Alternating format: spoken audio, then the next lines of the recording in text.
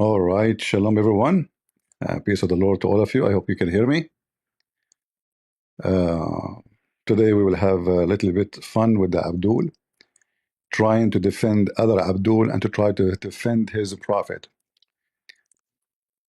All right. One of the funny things about Muslims, they always try to present themselves that they are victims. And I will show you an example. So this guy is saying, smile to Jannah. Brother, you smile in Jannah you will be effing, even boys. Mohammed hijab controversy with GB News. What happened, smile to Jannah? And by the way, I invite you, if you're there, if you're a man, to come and debate me. But we know you are just immature like Aisha. Go. Dangerous lies since its inception. One such filthy way they did it was taking a clip of Muhammad hijab and then claiming that the Quran allowed with 5-year-olds. Hijab took them to court in front of everybody, and I challenge your son of Muta hijab to take me to court. You see, we should contact the TV station so we can arm them with knowledge. Just wait, your sons of Muta. I challenge you to show me where in the Quran it says you cannot if 5 years old. I have a challenge to all the Muslims. Did you hear what this coward he said? Listen carefully. Let me play it again. Hijab took them to court and forced them to retract. They retracted on their website. You are making things up, you son of Muta. How it take them to court and made them to retract? Retract what? And let me I'm going to correct them actually, and I'm going to show them that they are right. Listen carefully. They retracted on their Twitter and they had to apologize at the end of their show. We apologize from nobody and we shit on your prophet. Take it or leave it. And now I'm asking you in front of everybody, where in the Quran it says you cannot have sex with 1-day-old girl? Not 5 years. They say 5 years? You liar, you said we know what is in the Quran. Do you know? In accordance with our editorial charter, we would like to take this opportunity to correct the record. Now let's break down the lie and the nature of the exposure. So here's Take me to court, son of Muta. I challenge you. The post on their Twitter page. On Patrick Christie's Tonight, on 8th of April 2024, we broadcast a video which appeared to suggest that Mr. Muhammad hijab, look at the risk. Abdul, they call any criminal Mr. Don't you know? Like as an example, in the humility case, which is Muhammad hijab called by the judge as a liar, in the paper it says Mr. Muhammad hijab. Yet the judge, he called him liar more than 20 times. Don't you know that even rapists in the court, they call them Mr.? This is a professional language. By the way, you are a Mr. too, but you are a Mr. Bean. Respect being given now. It's no respect. This is a professional language, you donkey. If you go check when they report even about a rapist, they say Mr. etc. was arrested. You idiot. You think people fear you, don't you? Mr. Piece of shit. Mr. After he took you to court, yeah? An Islamic scholar, yes. Yes, you know, they are ignorant. They think somebody graduate from Azhar University is Islamic scholar. What the degree have to do with being a scholar? Based on what you stupid Muslims claim, that Mimi Hijab is a scholar, that means the hundreds of thousands of students who graduated in the last 10 years from the Azhar University are scholars. Look like, you know, the ground is popping up scholars in Egypt. By the way, based on what you are saying, that somebody graduated and have a degree in Islam is a scholar, that including the ketchup boy, Uthman ibn Farouk, who do not even know how to read his Quran. Go, tell us more. Indeed, he is, because he's graduated from Azhar in Egypt. See, he is a graduated from Azhar. That make him a scholar. That is new to me. If somebody graduated from university, he is a scholar. Well, that means I'm a scholar too. I graduated from Islamic University. I am al-Bukhari. Al-Bukhari never graduated from Islamic University. Which one?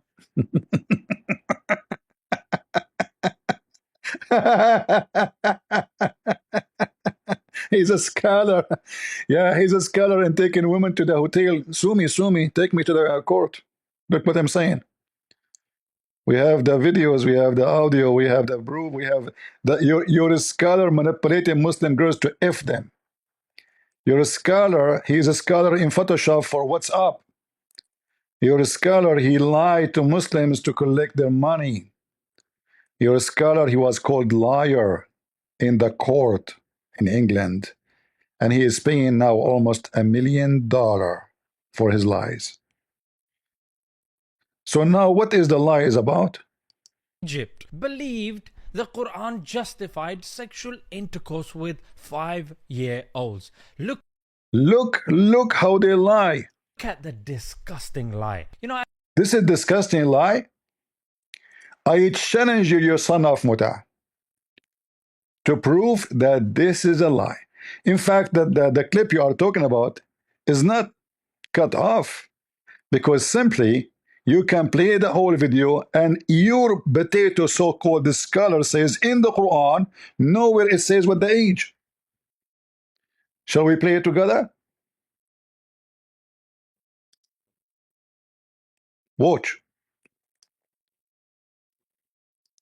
If you look just at the Quran, you will get the indication that you can have sexual intercourse with a 5-year-old. Did you hear that? You just said in the Quran doesn't say that. So how Muhammad hijab he got the indication? If there's no indication, you coward. You just say, look how disgusting. So then what Muhammad hijab he say? Oh, we have to go and check what the Prophet did. But the Prophet never said, so-called the Prophet Muhammad pervert, he never said what age. In fact, the Quran confirmed that you can have sex with no limit with whoever a child is. So you said we know what the Quran is saying, and look how disgusting. And you said they are the one who claimed that it's 5 years old, and look how disgusting they are, because the Quran did not say that. We know what the Quran is saying. So how Muhammad hijab he come to such indication? Did you hear him? That you can have sexual intercourse with a 5-year-old. The reason why it's haram to have sex on, you will get at the Quran. If you look just at the Quran, you will get the indication that you can have sexual intercourse with a 5-year-old. The reason why it's haram to have sexual intercourse with a 5-year-old is not found in the Quran at all. If you just read the Quran, it is halal, it would be halal to have sexual intercourse with a 5-year-old. Chapter 65, verse 4. Allah. Thank you. Hey, see, he's a scholar. He remember a verse in the Quran. It says clearly, speaking about divorcing children's. And you coward son of Muta, you say to me, nowhere in the Quran have such a thing. So are you saying that Mimi hijab, when he said the indication of the Quran, will make you believe so? Intercourse with 5-year-olds. Look at the disgusting lie. As Muslims, we read the Quran regularly. If intercourse with 5-year-olds was something that was permitted, you'd see Muslims doing that flipping. Exactly. You will see Muslims doing that. And you did. Because Aisha, when she said she was 6 years old, 6 years old in the calendar of us is 5 years old. You use you use the moon calendar. We don't use the moon calendar. And your calendar is shorter than ours. So when Aisha, she say, and doesn't make a difference if it's 5 or 6, you stupid donkey. Like supposedly now 5, it's Muhammad hijab who said 5, not us.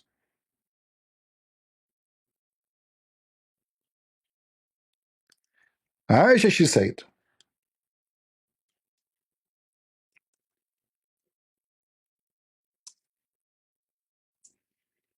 take me to court, Abdul. The Prophet, he married me at the age of 6 and he effed me at the age of 9. Does it say that? Now at the age of 9, and this is authentic, as you see, this is Al-Bukhari, this is Sahih Muslim, etc. All right? Now, how Aisha, she was ready to be effed by Muhammad? Read with me.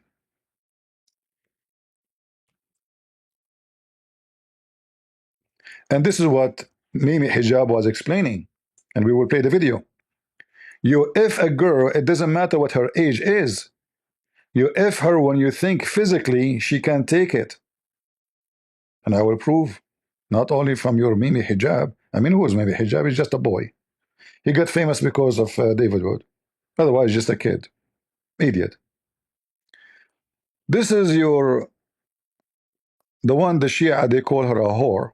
Because there's a hadith, she says, we decorate girls so we can hunt men of Quraysh.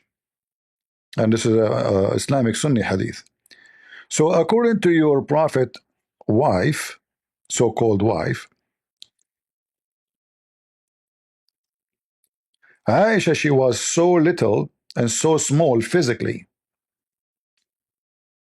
And her mother, she was forcing her to eat certain kind of food for the purpose of what? To be effed by Muhammad. Read carefully. It was narrated that Aisha said, my mother was trying to fatten me. Trying to what? Fatten me. But the purpose of what? What is the project we are working in? Fatten Aisha, adding some pounds. Adding some pound to her vagina, to her butt. When she wanted to send me to the messenger, so what is the purpose of fatting me? To be effed. And this is telling you that they want to send her to Muhammad. But she is not. She cannot take it. He will kill her if he sleep with her. So what is the solution? Her mother, and what was the age at that time? She is not 6 years old yet. She's not 10 years old, sorry. She's not 9 years old yet. She got married at the age of 6. How in the world you marry 6 years old girl? And then we will go to your lie about Rebecca so we can laugh at you. So my mother was trying to fatten me up when she wanted to send me to the Messenger of Allah when she got married. And which means they try to fatten her since the second they get married. Right away.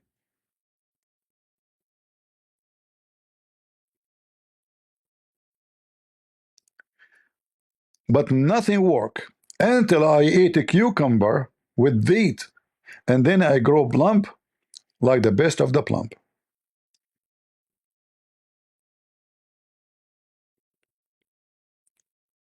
And now we will understand what Muhammad Hijab was saying. Read carefully. So listen carefully. Sexual intercourse with a 5-year-old. Chapter 65, verse 4. Allah subhanahu wa ta'ala tells us who you can divorce and who you cannot divorce. And then he says, وَاللَّائِ لَمْ يَحِدْنَ.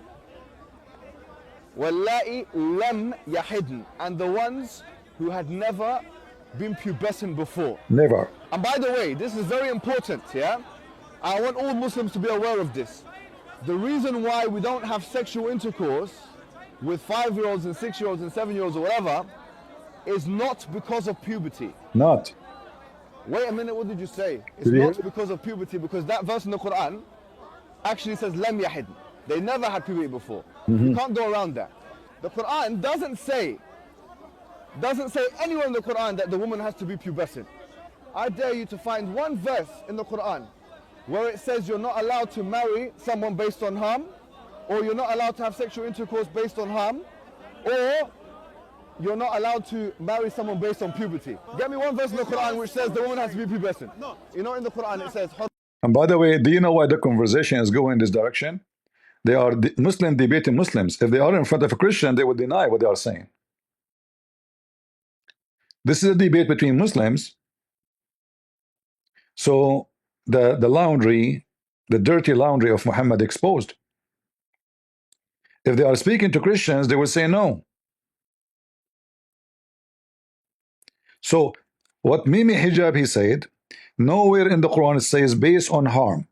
In fact, I want to ask Mimi Hijab where it says in the hadith based on harm. In the hadith of Muhammad. You cannot find it. If you say to me, scholars say, will that mean you Muslims are not following Islam because the Quran never says so? If Allah never says so, that means Allah don't care for so. The Muslims, the filthy Quran, the yellow page of Muhammad,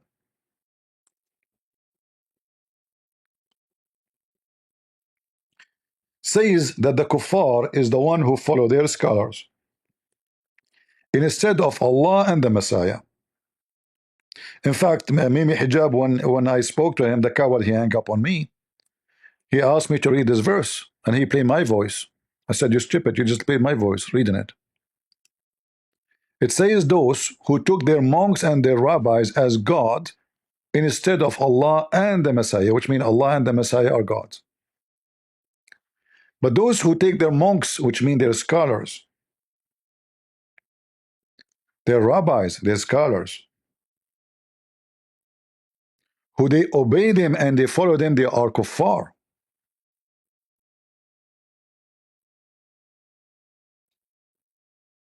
And those who follow their scholars, they are trying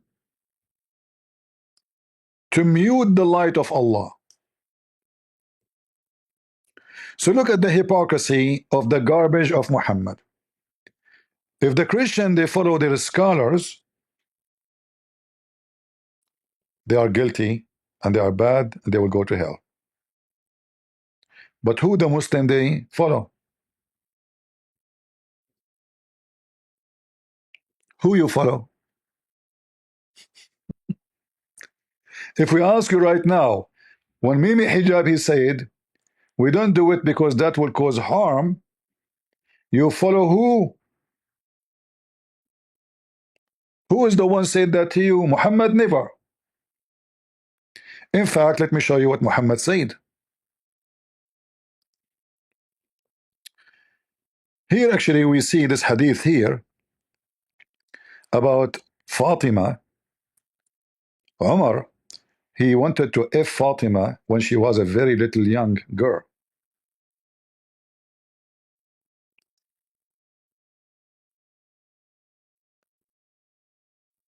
It was narrated from Abdullah ibn blah blah blah that the father, his father said, Abu Bakr and Umar, may Allah please be pleased with them, proposed marriage to Fatima. Okay, Abu Bakr and Umar, both they want to F her. But the Messenger of Allah, he said she is so young. And here you notice Muhammad is being hypocrite. In fact, the hadith says, I can show you that the hadith, that they told Umar, you know what? He is saying that to you because he don't want you to F her.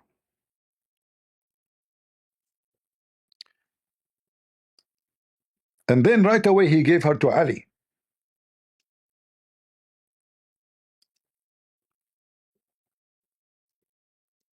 And not only that,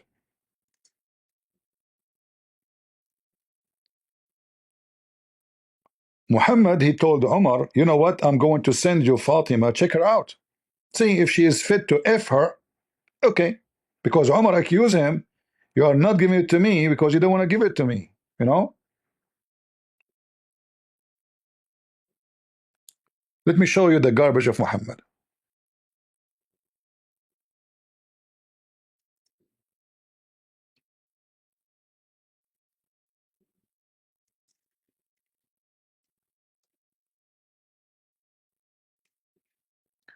Abdul, we have all your garbage here.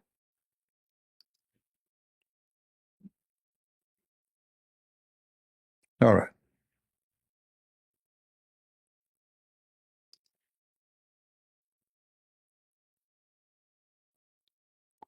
Uh,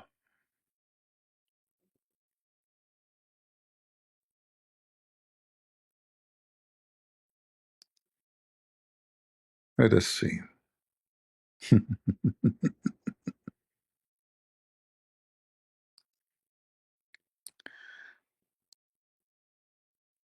Let us get the story for you. And we don't make things up.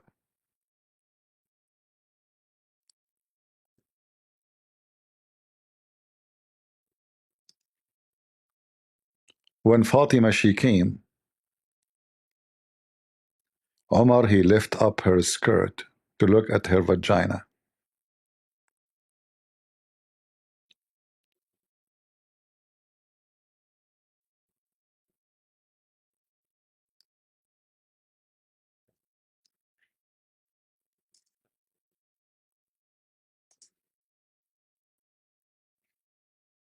I'm trying to find the hate in English. If not, we will use the Arabic one. This is how pervert your religion is.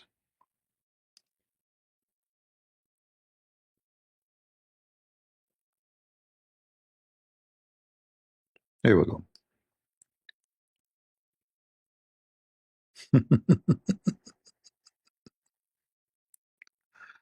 Oh boy. And I know, he will say to me, this is da'if hadith. Anything is embarrassing is da'if. Islam is da'if. Muhammad is da'if. I mean, everything is da'if, right? But in the book where it's written, never say it's da'if. This is your Islamic Sunni pervert scholar. This is a scholar, not Mimi Hijab, you coward. Mimi Hijab is a scholar now.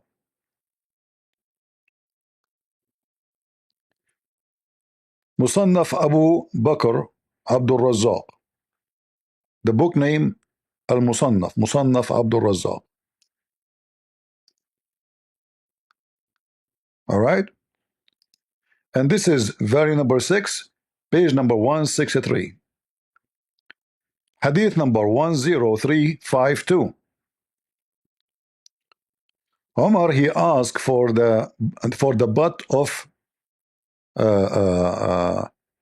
Ali. Sorry.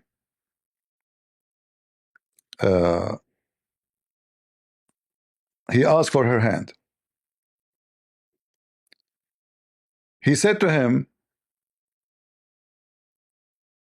but she is young. She is young. This is about the daughter of Ali now here.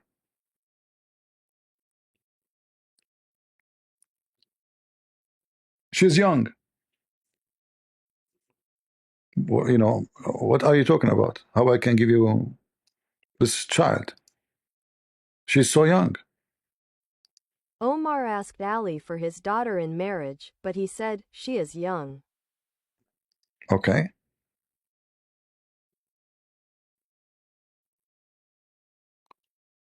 And then it mentioned to Omar that he is trying to use as an excuse because he don't want you to have her.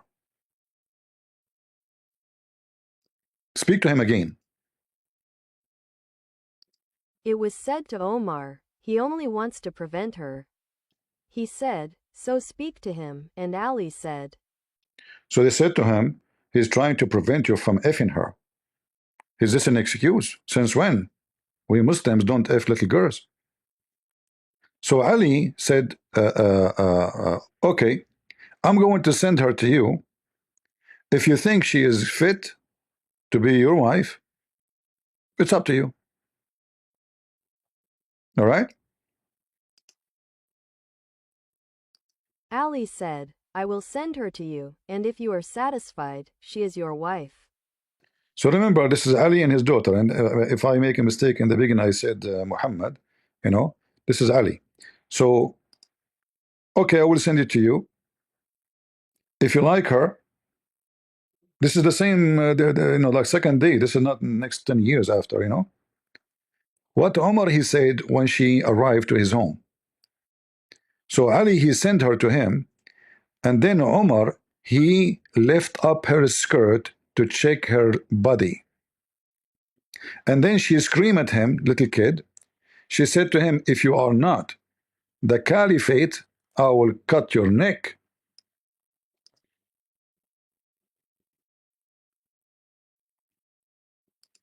He said, so he sent her to him. He said, so Omar went and uncovered her leg, and she said, send it, for if you were not the commander of the faithful, I would have struck your neck. Was she 6 years old, 7 years old, 5 years old, 2 years old? Nobody knows.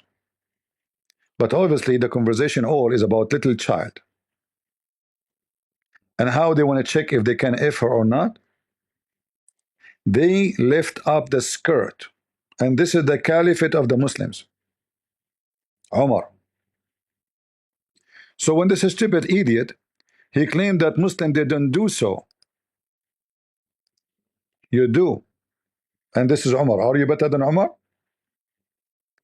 And not only that, imagine how filthy this religion is, that you check a girl by lifting up her clothes and strip her. What Omar he said when he lifted up her skirt? What he saw? What he was looking for? Her diaper?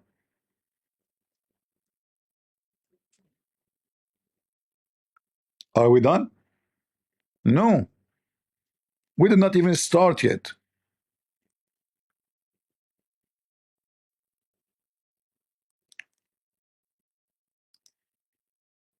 Muhammad, he encouraged men to have sex with little children.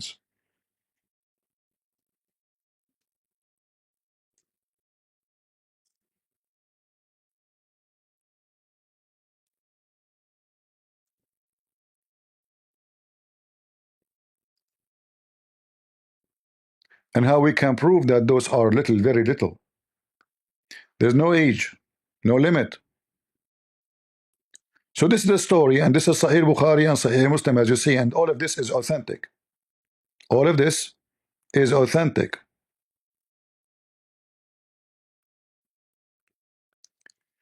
And this is the Muslim translation, not the kuffar.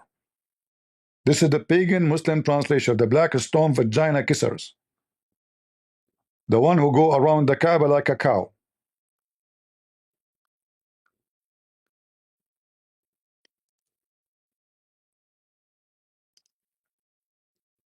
Let us read the shortest hadith of them. And this is Bukhari. My father died and left 7 or 9 girls. Left what?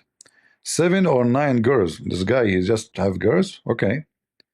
And I married a matron. Allah Messenger said to me, O Jabir, have you married? I said, yes. He said, a virgin or a matron? Here the word virgin is a false translation. It doesn't say virgin, and I will show it to you. It's not about a virgin, about a kid. A kid or a growing woman? Read with me. I replied, a matron, sorry, a widow. He said, why not little kid? Again, they put the word virgin. So you might play with her, and she with you. She play with you. What we are talking about? What play with her? What play with you? What do you mean? Read carefully. And you might amuse her.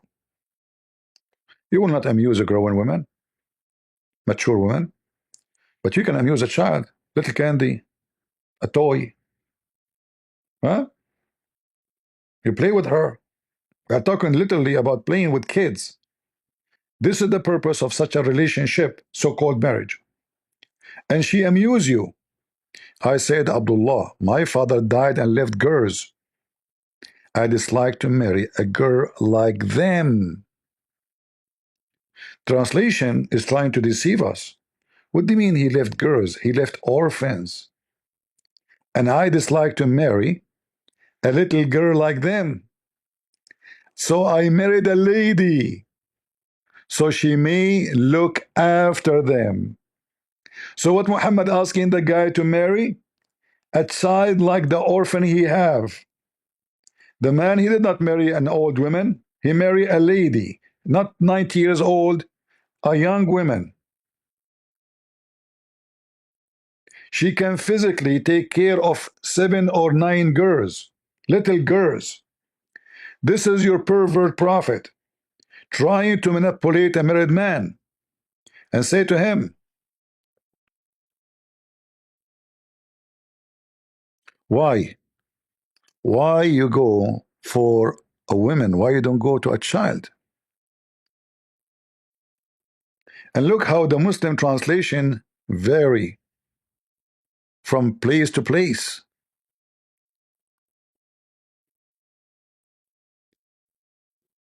Here as an example, they say younger. Other place, the younger is gone. This is Sahih Muslim, authentic hadith. Why you don't marry a young girl? Not only a girl, because the word girl by itself is mean young.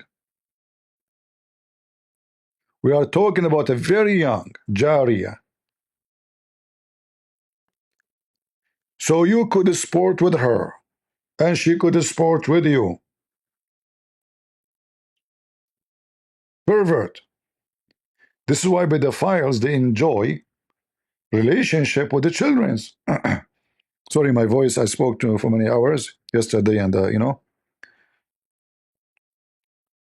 losing my voice. How disgusting, Abdul said in the video. We Muslims, we know the Quran, we read the Quran frequently, brother.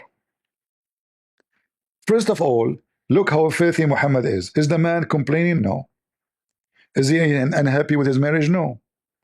Why trying to persuade a man already married to go after little children's? What do you think if somebody saw your son-in-law going home and he say, hey, why you marry someone she is 20 years old? Why you don't go and get someone she is 7, 5, 3 years old? She will amuse you. She will be like a little puppy, like a cat, you know, little cat, kitten. Why you want to go to the cat when you can get the kitten? They are more fun. This is exactly what pedophile is about. And then the story here proved that Muhammad is a clearly pervert, because he's trying to manipulate the man to go after children when he never complained. And then he said to him, refuting his pedophile mind. So he said that my brother or my father, he died in Uhud, he's a murderer for the sake of Allah, for your sake. And he left 9 or 7 daughters behind him. I therefore did not approve the idea that I should bring a girl like them. A girl like them. But I prefer to bring a woman who should look after them and teach them good manner. Muhammad here, he felt like, uh-oh, he got me busted. Is that the wise prophet?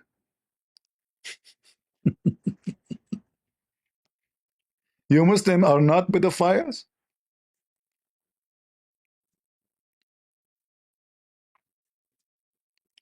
What the age of those 9 girls? Guys, just think about it carefully. The father, he died, and he have 9 girls, and all of them, they are too young. So if we assume that this guy was having a child once every 9 months, once a year, that means the oldest is 9.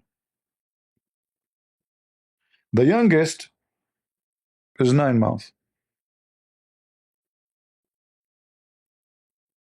Or maybe 1 day.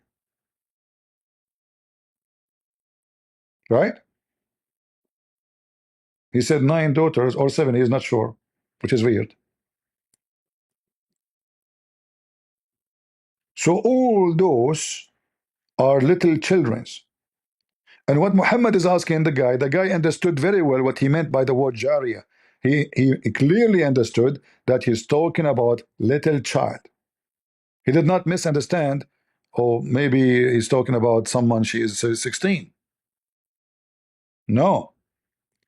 That's why he said, I therefore did not approve of the idea that I should bring a girl like them, but I prefer to bring a woman who should look after them and teach them good manners.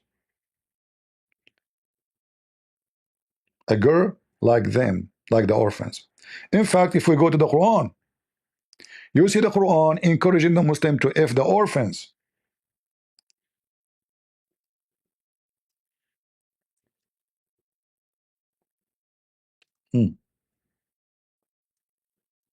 The orphans. When you go to chapter 4, verse number 23 and 24, you can read them.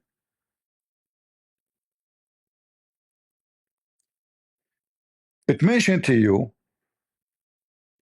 that you can F women who they are married. All right? You can. But what about the orphans? What we would do with the orphan? Is it true that the Quran asked the Muslim to F the orphan? Yes, absolutely. Read Allah.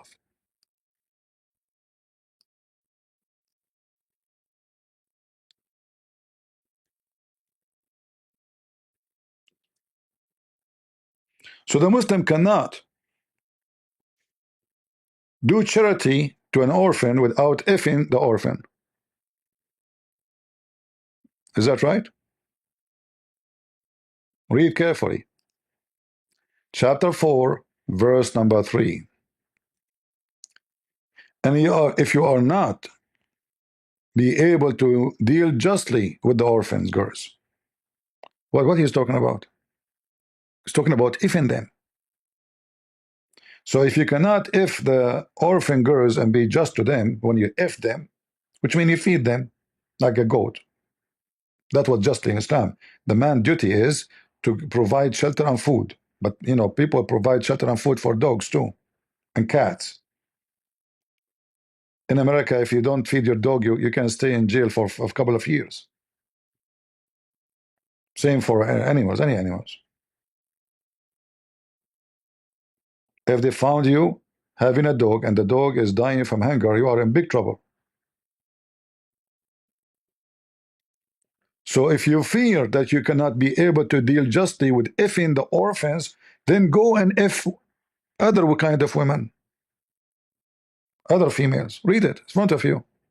And the funny here, it says marry when the Arabic says fankahu, which means F them. The Muslim says that the word nakaha mean marriage.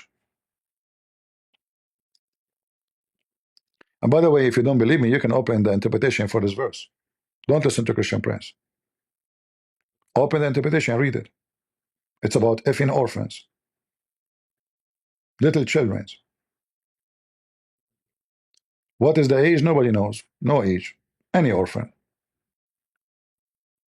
In fact, I can show you from your Islamic books, you coward, that you can if anyone who physically can do it.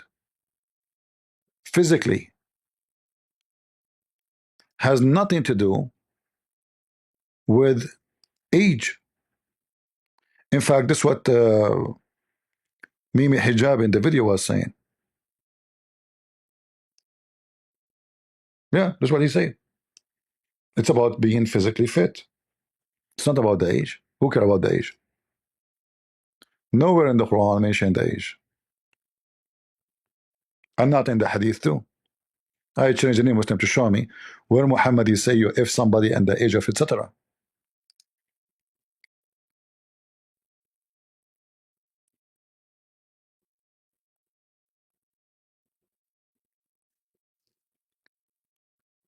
By the way, the hadith I mentioned to you about effing, about Omar looking at the legs of Fatima, uh, the Muslim scholars, they agree that the husband who want to marry a child, he can look at all and anywhere there's meat.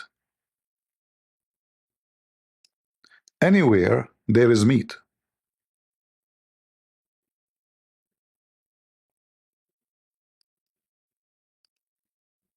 I don't want to forget that.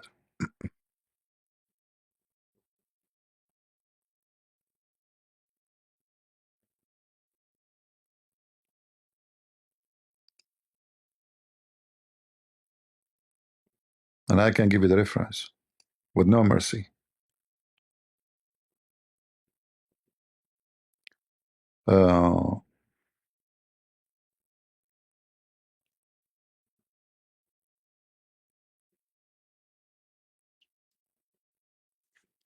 let me see.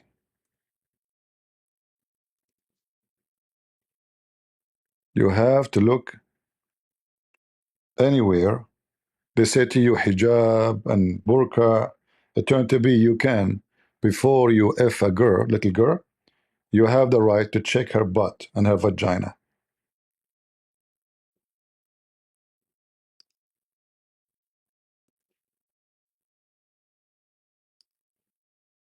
Check it out.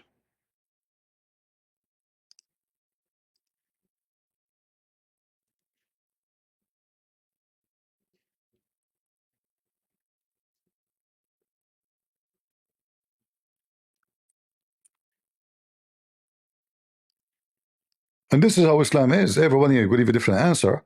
Like here, they are disagreeing and agreeing, like what we can look at. Okay, Omar, he looked at her, he lift the skirt, but didn't say he looked at what exactly. But what when you lift a skirt of someone, she is not even, her legs is not even 2 foot long. When you lift the skirt, you see what? You see all her body. So he says, Al-Uza'i, he said, that you can look at the meat and all her body. Al-Azai said, he looks at the areas of flesh, and Dawud said, he looks at her entire body. Other scholars disagree.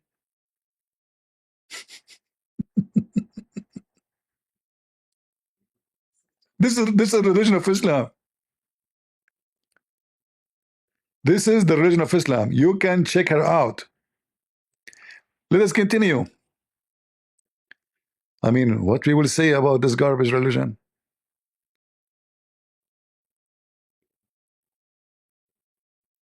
Like if you go here, actually, it says you can look at the face, at the hands, at the legs.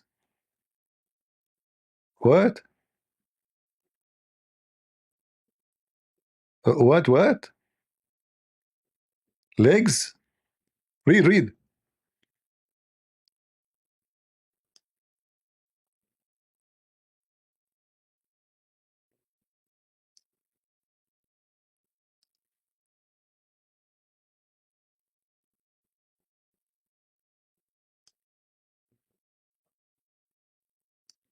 Even you can look at her totally naked. One of the scholars, he says, he look at her face and her hand. The second he say, and then he said, and then after that he look at what is usually visible, such as her neck, legs, and the like.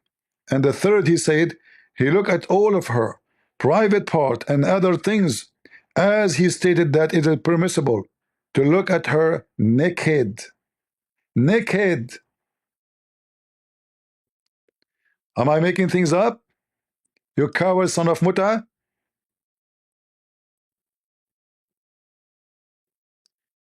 Are we making things up?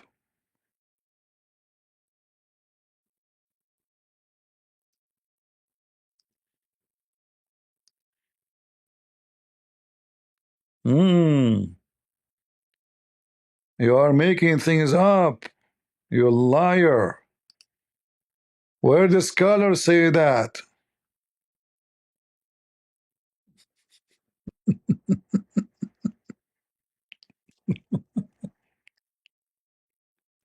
Hold on. This is Al Azhar University website. This is who? Brother, this is where Muhammad Hijab graduated, brother. What the heck? He graduated from there? So now he knew this? This is Al Azhar University.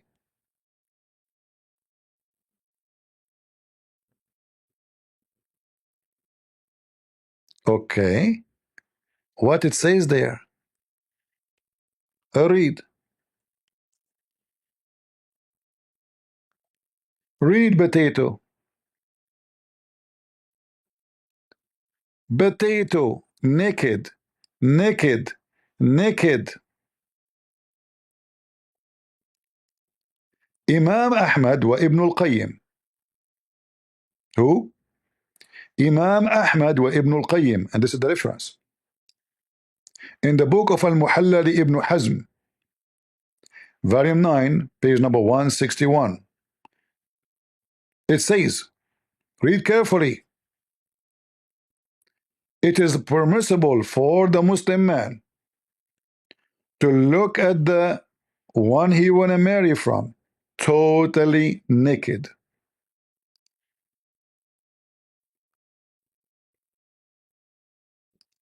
Ibn al-Qayyim stated that Imam Ahmad stated in a narration that it is permissible to look at a naked woman. See Al-Muhalla by Ibn Hazm, 9/161, Dar al-Fikr ed. What the heck?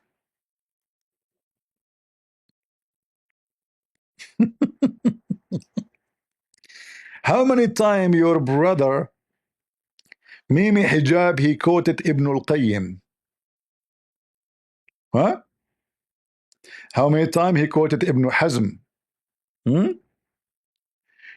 So your Muslim daughter, she wear hijab and burqa, and now Muhammad Hijab is coming to ask for her leg.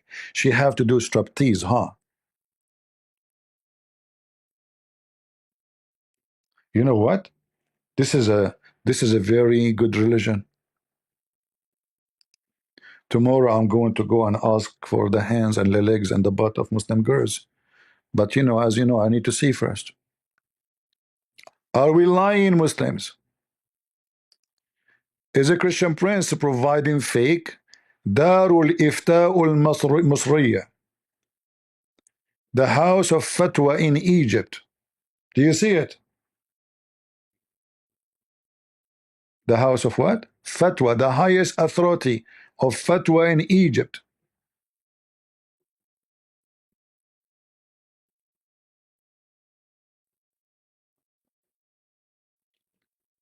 Potato.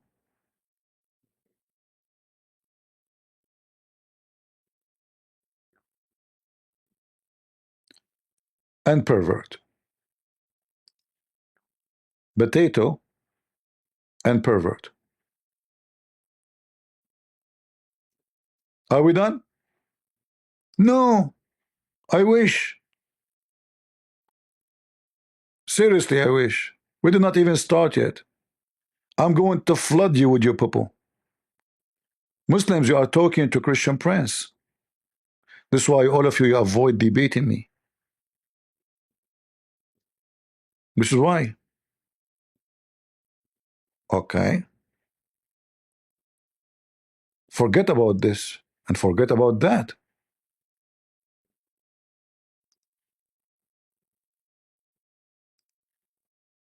Let us bring you something even nicer, shall we? Man, what is nicer is going to be? Sound weird. What does guy he have for us? Let us see.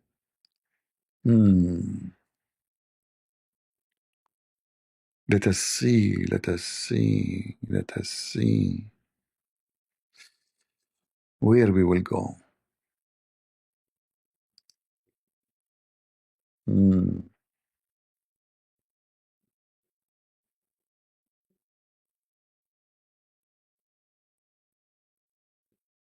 Let me show you.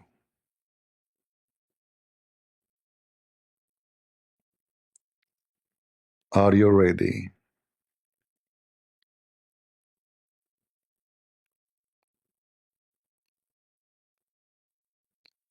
There is tons of things Muslims they have, but we are trying to show you the one will make it so clear.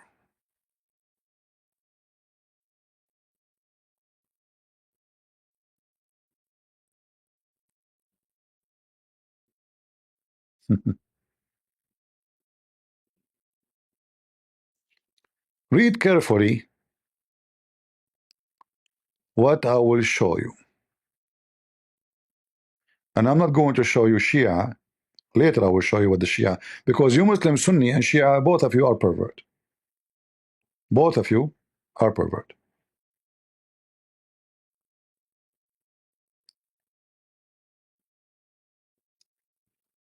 Because you might be a Shia, you attack the Sunni, you might be a Sunni, attack the Shia, thinking that you are better than them. Right? But we know that it's not true. Both of you are pervert.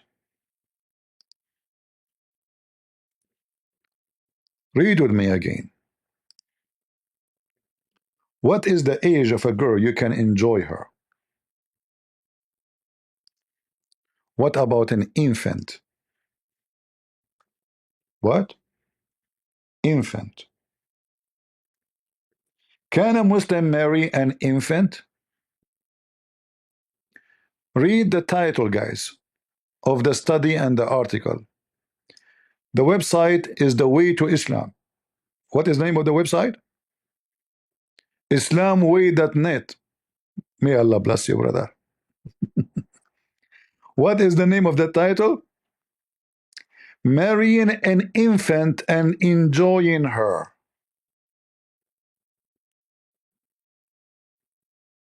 Marrying and enjoying a baby girl. Not a baby girl.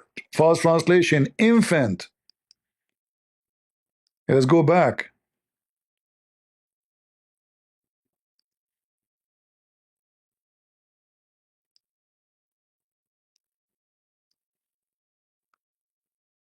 False translation again. Radia. Radia is coming from the one is suckling. Suckling girl. From Radia. Remember the chapter about in the Quran, which the goat ate, which is the breastfeeding for adult. In Arabic, it's called irda'ul kabir, suckling. That one for suckling an adult man. Muslim women, she gave her boobs and her nipples, and he suckled her. And this was a verse in the Quran, the goat ate. May Allah bless that goat. So here the discussion is about the difference between the Sunni and the Shia. The Shia, they agree with no question that you can have sexual enjoyment with the infant, and we will show you that. Now the Muslim Sunni, they're trying to respond to that. Is it true? Are they right? Are they wrong? You will find that the whole study confirmed that there's no age. No age for whatever.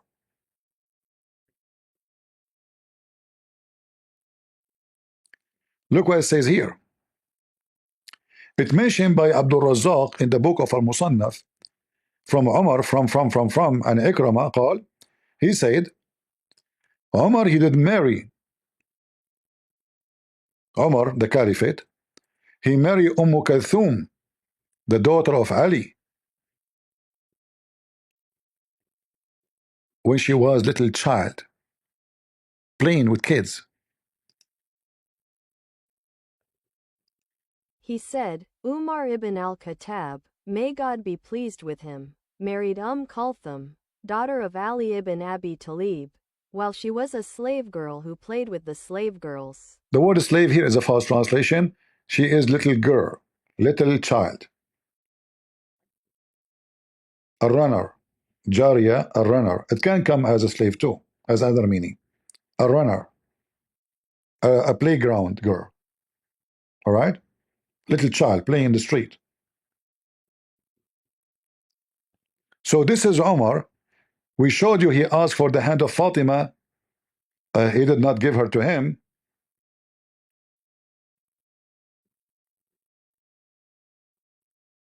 And now he took Kulthum.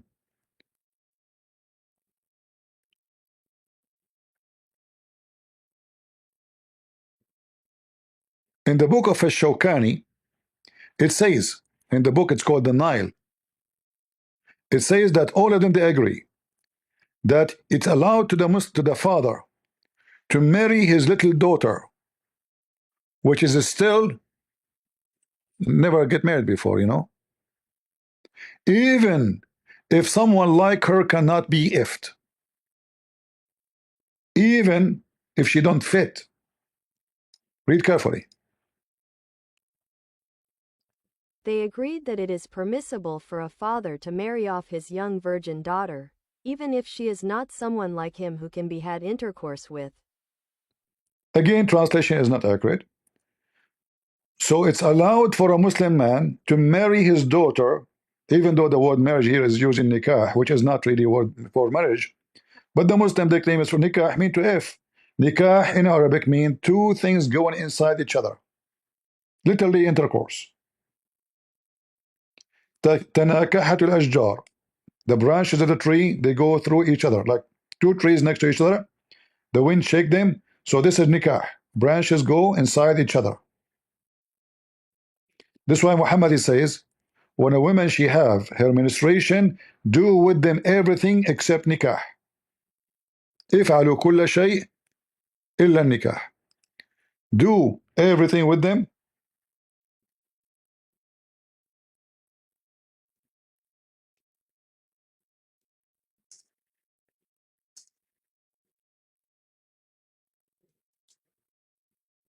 except nikah. And then they say to us that the word nikah means marriage, which is absolutely false. The Muslim don't differentiate between effing and marrying, because marrying is effing anyway for them. It's all about effing. So if we go here in the hadith, you will see Muhammad saying, when your wife, even, you know, doesn't matter her age, when she have her period, do with them everything except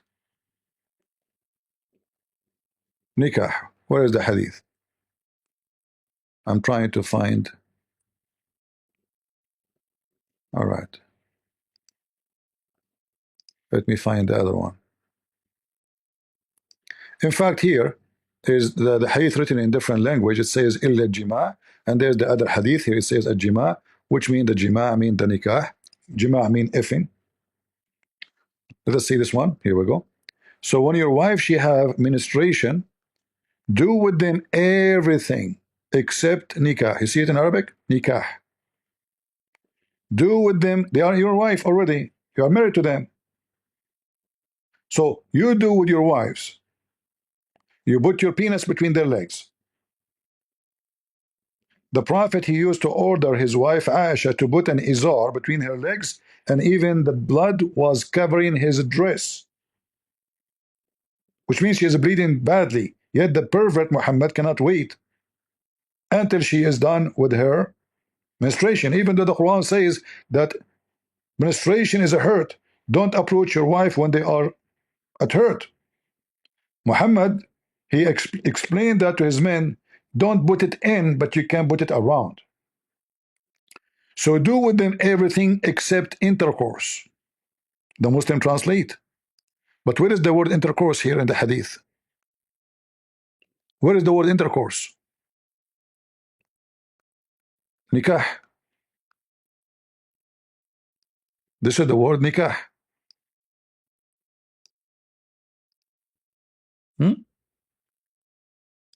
النكاح. Do everything except nikah. Do with your women everything except nikah. We continue. We are not done. The disaster continue. So you can, if you can marry your daughter to anyone you wish without her permission, because she doesn't understand even what marriage is. Even if she is not qualified to be effed. And we show you the reference. And here they say, it's not for the father to force his daughter to get married if she is mature.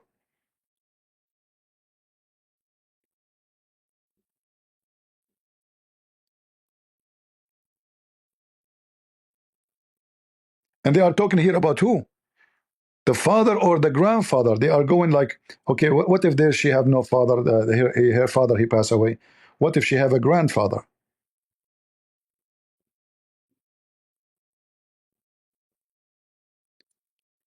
And here you see every Muslim sect have different opinion.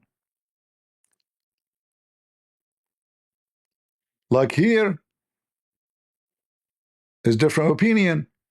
Here is different opinion. Here is different opinion. This is the religion of God.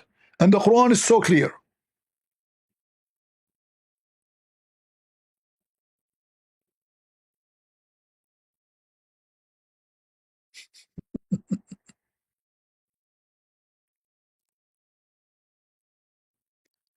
We continue.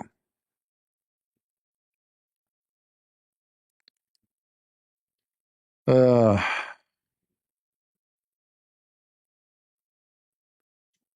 and look what it says here. Look how dangerous this statement is.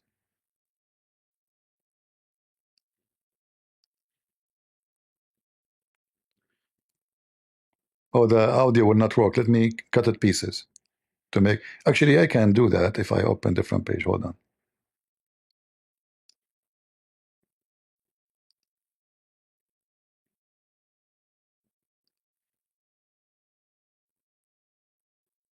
This, and there is no necessary connection between the legitimacy of consummating a marriage contract with a minor girl without consummating the marriage with her and enjoying her. The Sunnis have agreed unanimously on the prohibition of enjoying one who is not able to do so until she grows up, let alone an infant. The Sunni, by the way, this is an article. There's no reference now. Here, this is just a guy saying that. I could not find that in the article. Because Sunni, they have different agreement, as we showed you, that you can enjoy, you can marry an infant. So if there is no joy of marrying an infant, so what is the marriage for?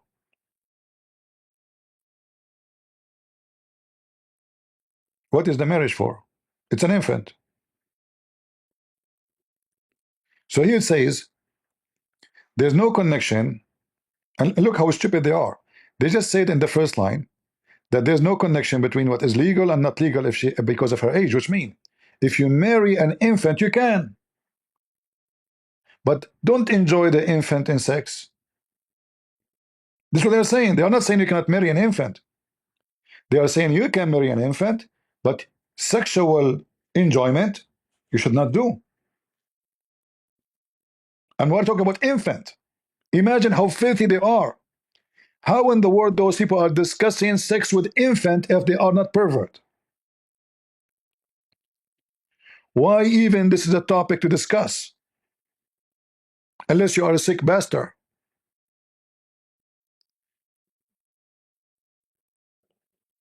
Are you with me? Why in the world even they are questioning if we can do that or not? Unless you are a pervert. Even animals will not do that. You see animals, dogs, cats, they sniff the female to see if she is mature. This is why they sniff each other. When dogs, they sniff a dog, they sniff their butt. By sniffing there, they can find their age, their, even their food, what they ate. This is the conversation between them. It's a smell. So when a male dog, he sniff a female, he sniff her to see if she is in the heat, she is, she is ready. You don't go after little puppy. Even dogs are better than you.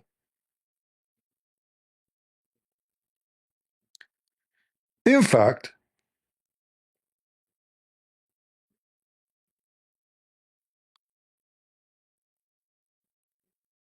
asking such a question is a proof that Islam is a religion of a pervert.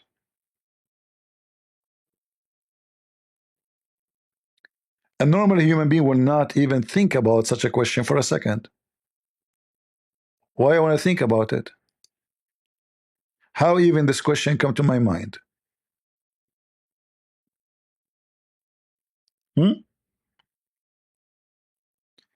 That will not happen unless you are a pervert.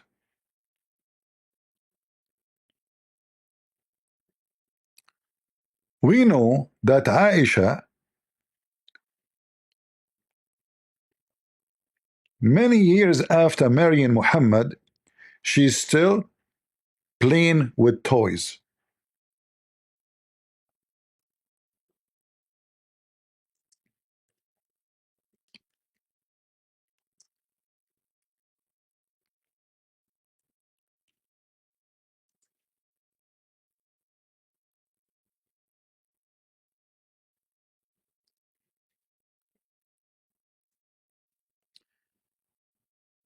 Let us see together.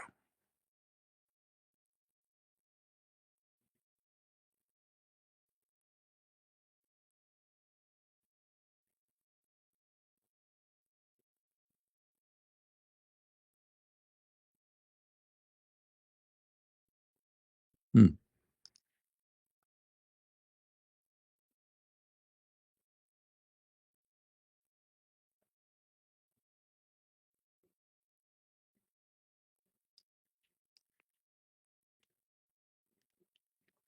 Muhammad, he opened the curtain on Aisha.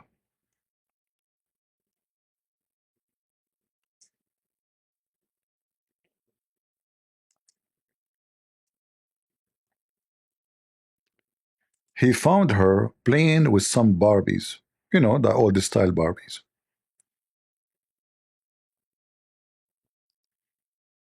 Muhammad, he said to her, "What is this?" She said, "Those my daughters." They are what? They are my daughters. So imagine the state of Aisha when she is already the wife of Muhammad for many years, not yesterday. This is not when Aisha got married. This is many years after. Mhm. They did not translate the hadith. Look, look, look. There's no translation. No translation. It's gone. Let us see different place. Uh-huh. The translation is false. It doesn't say dolls. It doesn't say dolls. She's calling her dolls daughters, girls. Bilbanat.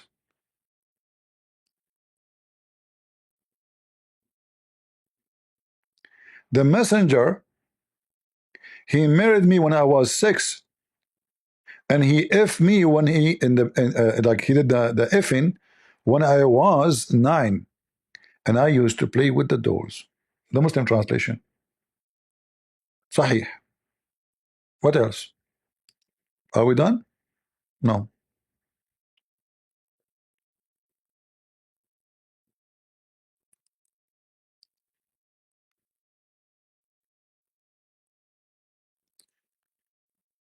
Aisha, she is playing with the dolls. She called them my daughters. And when Muhammad he enter, she have her friends, and all of them they hide because they're little kids.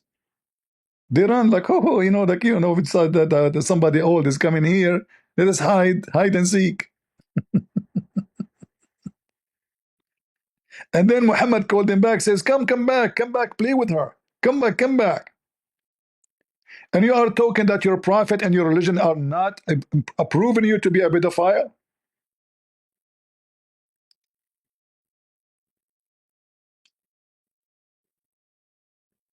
Look how many hadith. All of those. Even Aisha, she used to play with boys. Why she is allowed to play with boys? Huh? The Muslim did not translate the hadith. Look, there's no translation. They do it on purpose, by the way. They avoid anything will be bad. كنت ألعب مع الصبيان. I used to play with the boys, little boys.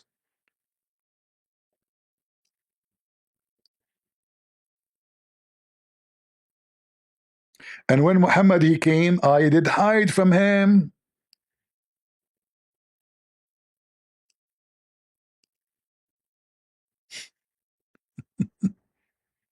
Little child. And they are saying, no, you are lying about us. We know the Quran very well. You do? You coward? Breastfeeding for adult?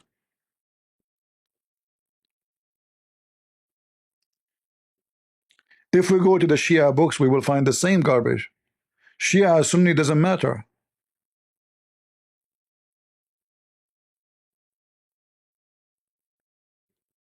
It doesn't matter. In fact, all the Muslim Sunni,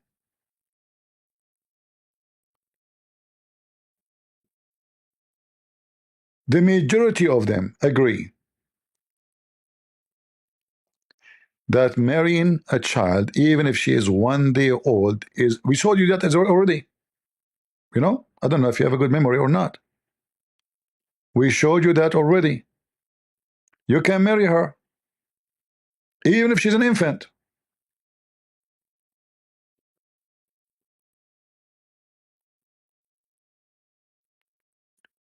What the Sunnis say, we don't agree with the Shia that we should enjoy sexually the infant.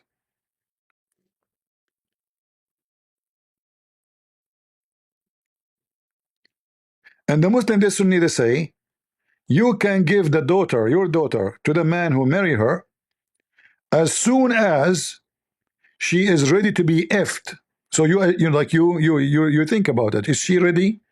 Does she look like she can take it? Send her.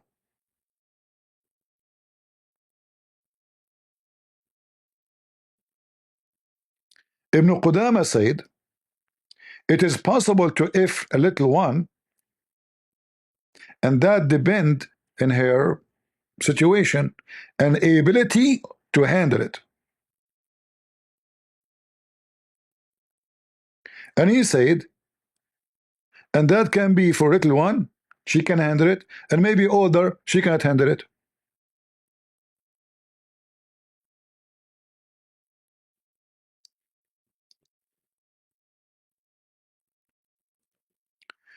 This is Ibn Qudama saying the possibility of intercourse with the little girl is considered based in her condition and her ability to tolerate it. No age. Age does not exist. 5, 6, 7, 2, it doesn't matter. If your daughter, she have a lot of beef, the new husband, he can F her. And this potato, he claimed that Islam does not teach so. Are we lying?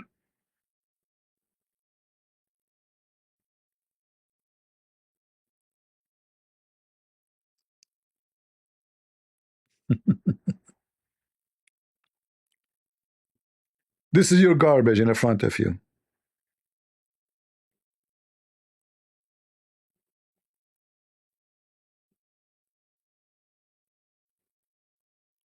All what they are saying is the bent if she can fit to be ifed. And this is what Mimi Hijab said in the video.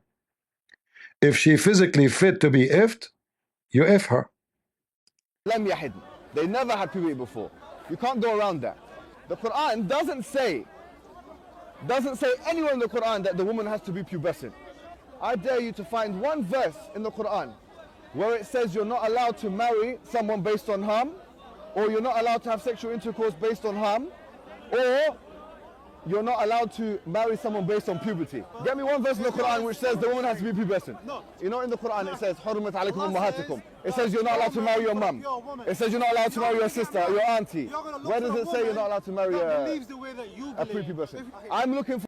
By the way, this is false. The Quran says you cannot marry your daughter, true, but this is still false at the same time. You can. There is exception. If you go in the Quran where it says وَجَعَلْنَاهُ نَسَبًا وَصِهْرًا,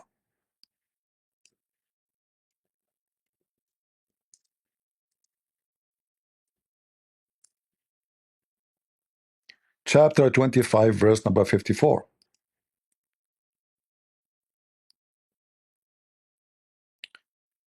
And we go and read the interpretation for the verse. Right away, in a few seconds, we will find that a Muslim man, he can, if his daughter, if she is a daughter from wedlock, not from marriage, which means from fornication, he can. It's not forbidden for a Muslim to if his daughter and the mother of his daughter. Are we lying, Muslims? No, we are not. This is the official government website of the Kingdom of Saudi Arabia.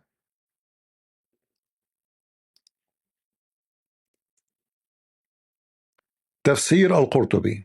You can see it in front of your eyes. Al-Qurtubi. And this is the interpretation for chapter 25, verse 54. And here it says it clearly. Allah, He acknowledged relationship by marriage. Every Muslim agree that if somebody have a child, a daughter or a girl, from that marriage, that person, that child who is born, is not to be acknowledged to be a child of the father. Period. He cannot carry the name of the father. He cannot take his inheritance. He cannot be called his son. And here you see how the justice of Islam work. So the father, he if a woman, the woman, she bear a son or a daughter for him, and now neither the son, neither the father, neither the daughter can carry their father name. Look how filthy this religion is. Allah acknowledged only the relationship only by marriage. Ibn al-Arabi said, Nasab, which means lineage, is only by mixing the water of the man and the water of the men of the women by Shara, which means by Islamic law, according to the Quran or even Hadith. Anything else, there's no lineage. Ibn al-Arabi said, lineage is the mixing of water between the male and female according to Islamic law. So what if there is a relationship without marriage? Huh? Let us translate and read carefully. A Muslim can if his own daughter.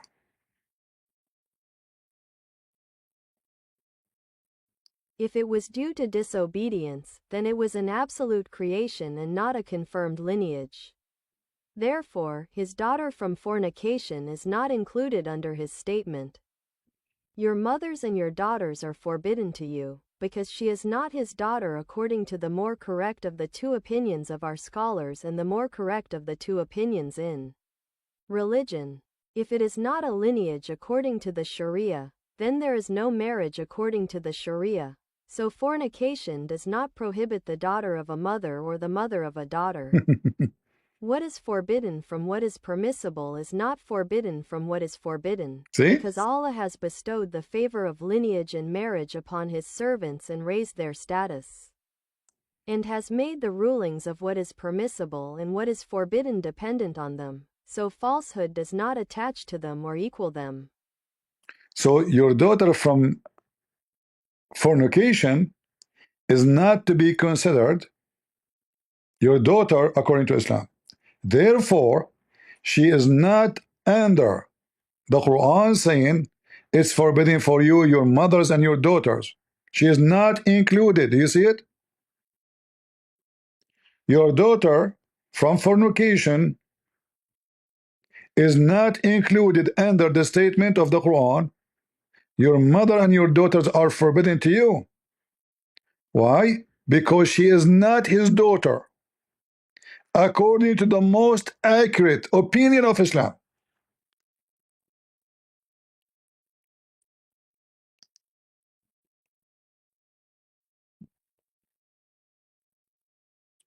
Can you be more pervert than this? You want the link? Okay, here we go. No problem.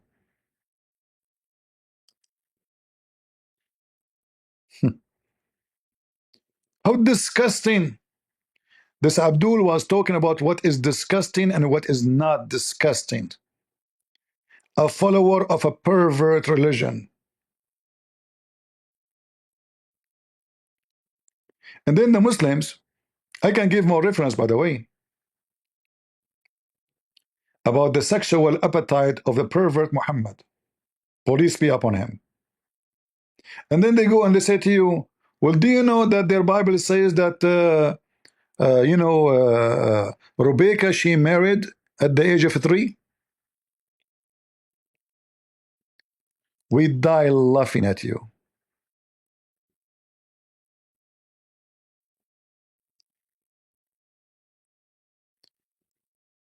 The idea of the Muslims is the following. What about we make someone else beside Muhammad a pervert? Huh? And then Muhammad will not be the only pervert in the image, in the TV station. Let us find another pervert. So let us make it clear to you Muslims. If it's true that Isaac, he married Rebecca at the age of 3, that means a pervert like your prophet. That will not save the ass of your prophet. Your prophet is a pervert, and there's no question about it. However, you potato, all the calculation you make about Rebecca is absolutely false. Why? Because you claim that the minute Rebecca was born is the minute when she was when Abraham heard about her. That's false. And then you assume that when she went to him, she was 3 years old. Where nowhere in the Bible it says that. In fact, I have your friends, the guy who the Muslims support all the time, to weave a singer, he will give you a screwdriver in your anus. This is your friend. Even to refute Muslim about anything they say, he support them. So Muslim, this is the guy you trust. You trust a donkey you get. Go. Problem, and that is the word for virgin isn't there. Do not believe people who say the word Alma means a virgin. It isn't true. In fact, in Proverbs 30, it's talking about an adulterous woman who's very much not a virgin. Alma means a young woman. What? So what Alama is? Alama is a young woman. How the Bible describe Rebecca? As an Alama. We have a word there describe her. Not a child, but as a young woman according to your favorite Antichrist rabbi. Alama. You stupid idiot. When you read there, you will see that Rebecca, she did not have kids for 20 years after, since her marriage. And she is called Akhir in Arabic, which means she is not able to have children. So why she will be called such a name if she is a kid? Is it supposed for a child is 3 years old to give a child? You stupid Abdul. So you assume numbers as you wish. You claim that the news came to Abraham. Abraham, like at that time, they take an airplane. Oh, okay, go take an airplane and fly.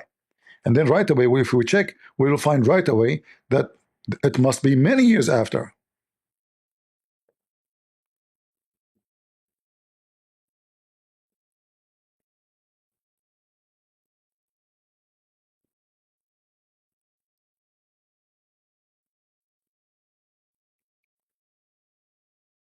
We laugh at you. You, Abdul, are so stupid and so dumb.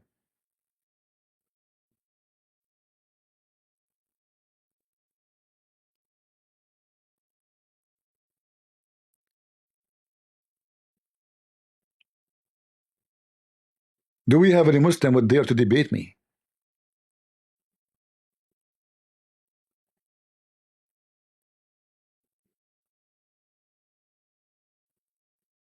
Huh?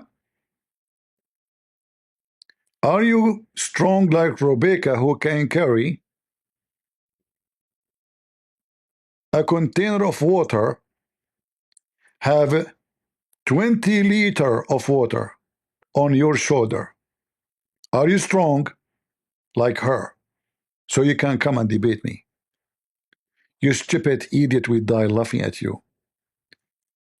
A girl, she is 3 years old, she is carrying a container, have a 20 liter, and then she did water 15 or all the camels the guy he have. Since when a 3 years old can carry water to, do you know how much the camel he drink, the camel? I mean, you Muslims are so silly and so dumb. So Rebecca, she was carrying something 3 times more heavy than her.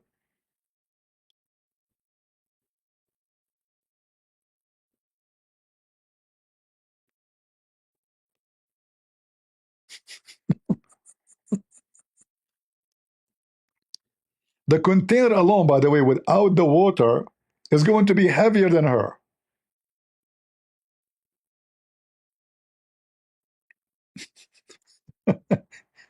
The container at that time, they don't make them from plastic like they weight nothing. They make them from a clay. Clay.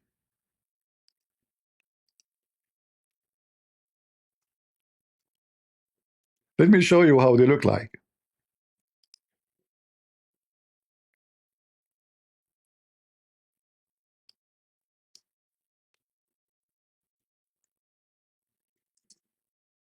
I'll try to find an image with the women carrying one, so you can compare, because if it's a picture only, you will not be able to understand what is really the size we are talking about.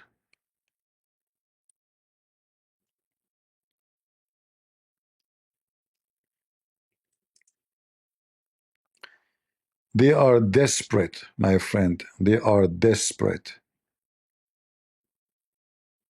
The Abdul is so desperate.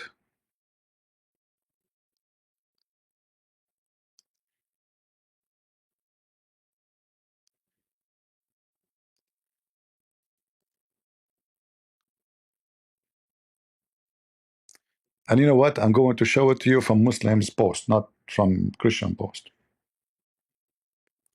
So Rebecca, she was carrying this, and she was 3 years old. I don't know. I have to believe you.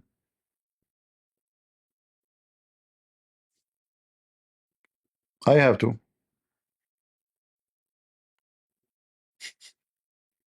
By the way, they put them in their head and they walk with them. They don't hold them with the hands. They balance them. They have like, they put too many things in their head, like fabric. So they have a hat specifically made for this purpose, and it make like a bend in their head area. So and they practice it. So they walk. They usually they put their hand around it only when they want to put it down. But you want to convince people, you potato, that a 3 years old was carrying something 3 times heavier than her. This container is heavier than Rebecca at the age of 3 when it's empty.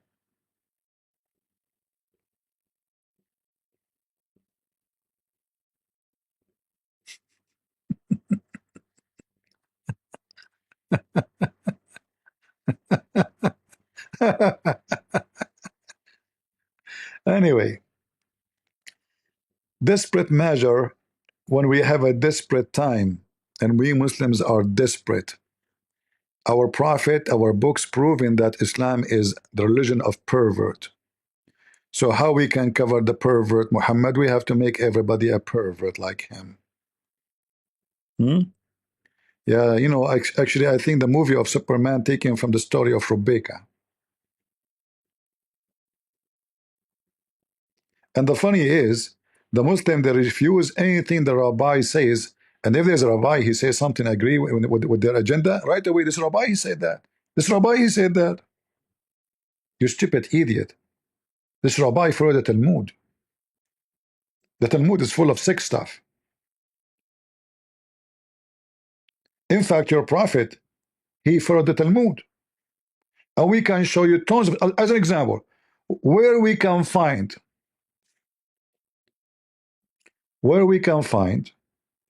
that the women she have to wait for 3 months iddah after she got divorced. Is that in the Old Testament? No. This is in the Talmud. All your Islamic so-called practice, Muhammad lived with the Jews in the city of Yathrib, which now called the Medina, and he was copying the Jews.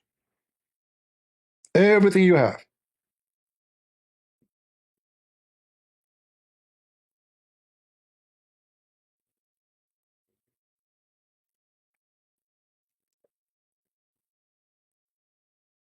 Do we have any Abdul?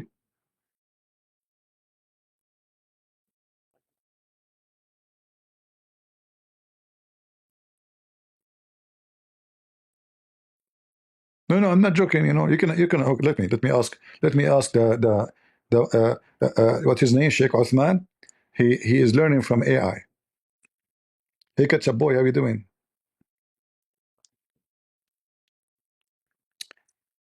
Is it in the Old Testament or in the Talmud it mentioned that the woman when she got divorced she have to wait for 90 days after she got divorced before she got married again?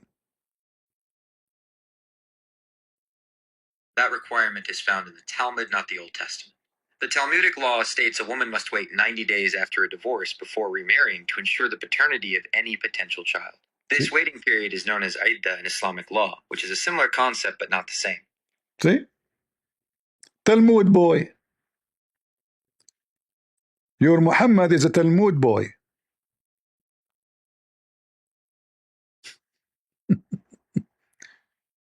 Where Muhammad he got the 90 days period? From the Talmud.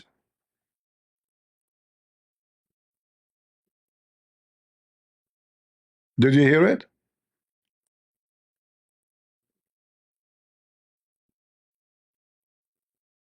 You don't follow Musa's, you follow the rabbi. And those rabbi, they have a lot of pervert stuff. And the Talmud is full of fiction stories. Actually, most of the stories of Muhammad are taken from the Talmud. Many of it.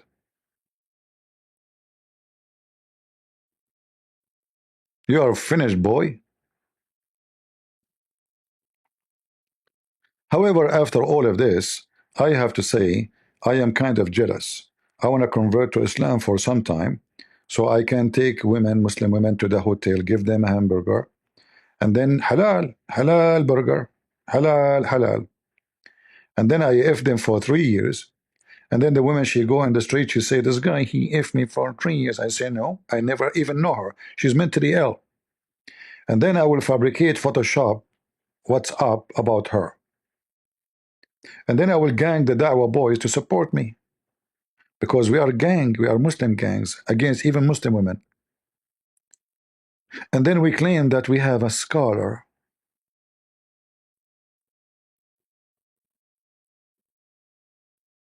Do we have any Abdul from the religion of the fool would like to call me? Mayday, mayday. Any Abdul from the religion of the fool? So we have a clear evidence in your books saying that your prophet and your religion teaching you to be pervert. By the way, I did not mention what the Shia mentioned. Let me show you. In the book of Tahrir al-Wasila,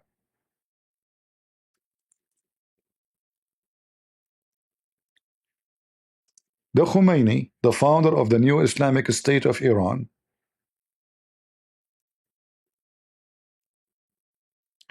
he followed the steps of Muhammad. And we know that the Shia, by the way, are more true practicing, like sect than Muslim Sunni.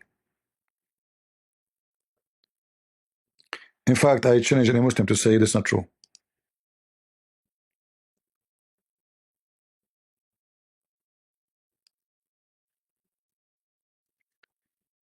This is the book of Tahrir al-Wasila.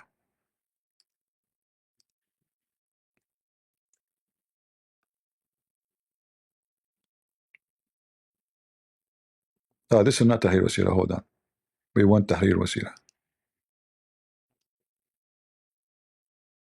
Give me a second.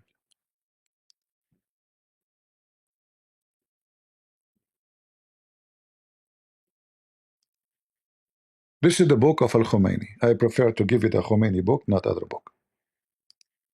The author himself. So this is the book of Tahrir al-Wasila by Al-Khomeini, volume number 2, page number 241, as you see in the screen. All right, Tahrir al-Wasila. And then here you go to issue number 12. And the Muslim Sunni, we showed you, they agree with the Shia. It is not allowed to if a girl. In fact, the Muslim Shia are more conservative, by the way. And I will show you why. Because here it says you should not if her until she is 9. We showed you the Muslim Sunni says you can, if she can handle it. Doesn't matter what the age is. She is 5, she is 6, she is 4. As long as she can handle it, you can go for it. That's what the Muslim Sunni says. And we showed you that already. If you forgot, we can show it to you again. All right? No problem.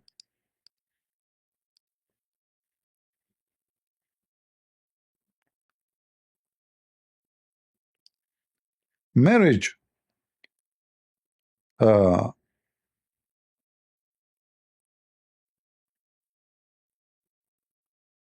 You can marry an infant, but you cannot enjoy her until she can handle it.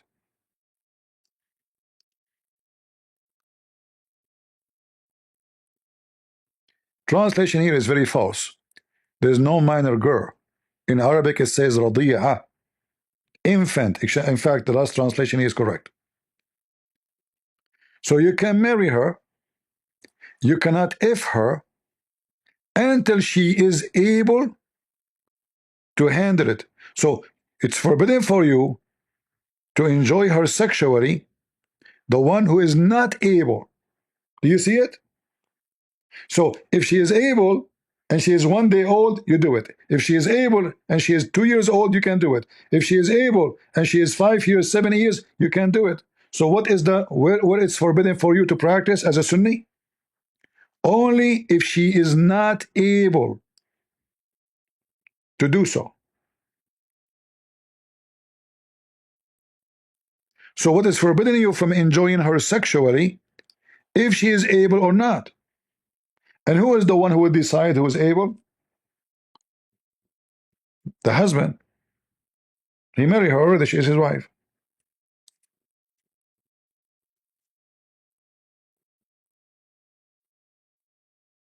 This is the Sunni. The Sunni, they agree, you can marry an infant.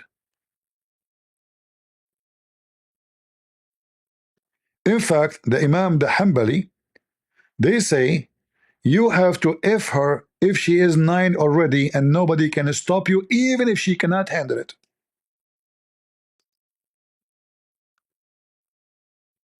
Let me shorten it so we can play the audio. Here we go.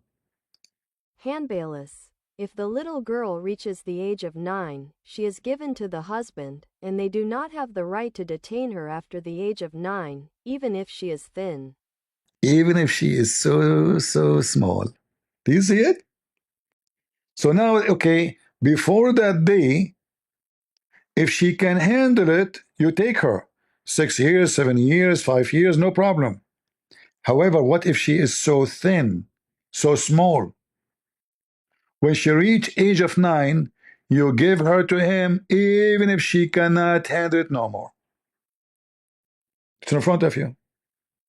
And this is the Sunni. This is the Sunni.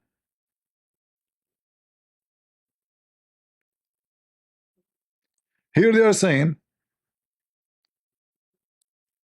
the Nawawi said, The little one should not be delivered to be effed as long the reason for not to be effed is exist. Which is that?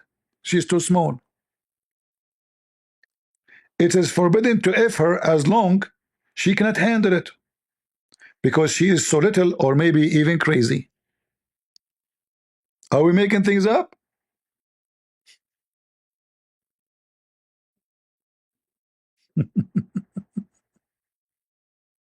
She cannot tolerate intercourse.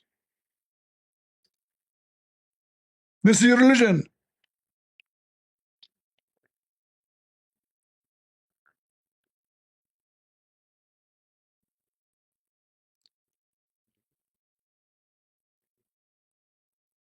So when the Muslim they speak about someone she is fit to be in your bed, they are just talking about if she can be effed without dying.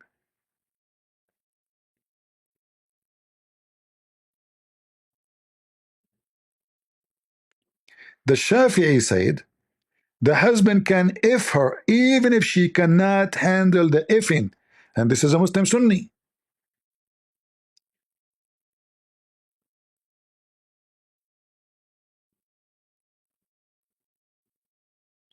However, their family they can say no if they want, but if you wish, he can go for it. Read it. I'm not making things up. Let us use the full translation. You see, when the text too many, the translation doesn't work with the audio. I like the audio so you can read it. Al-Shafi'i said, if she is close to puberty and is large enough to tolerate intercourse, then her husband may have intercourse with her. But if she is not able to tolerate intercourse, then her family may prevent her from the husband until she is able to tolerate intercourse. The word puberty does not exist here. It says balagat, which means reach. When reach large enough, the translation is false. So when she reach, if she is close to be large enough to tolerate intercourse, then her husband may have intercourse with her. But if she is not able to tolerate intercourse, then her family may prevent her from the husband until she is able to. May. All right. In fact, it says it is permissible for her husband to do intercourse with her even if she don't fit. Read carefully.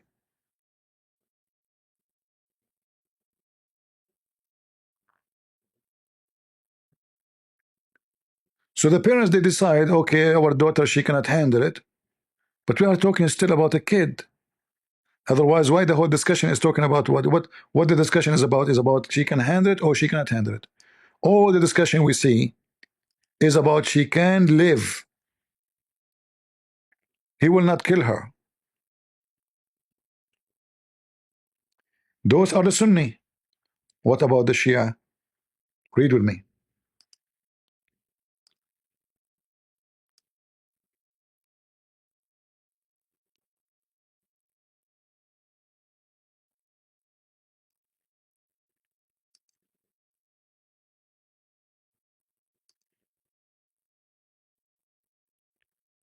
Question 12. It is not permissible to have intercourse with a wife before she completes 9 years of age, whether the marriage is permanent or temporary.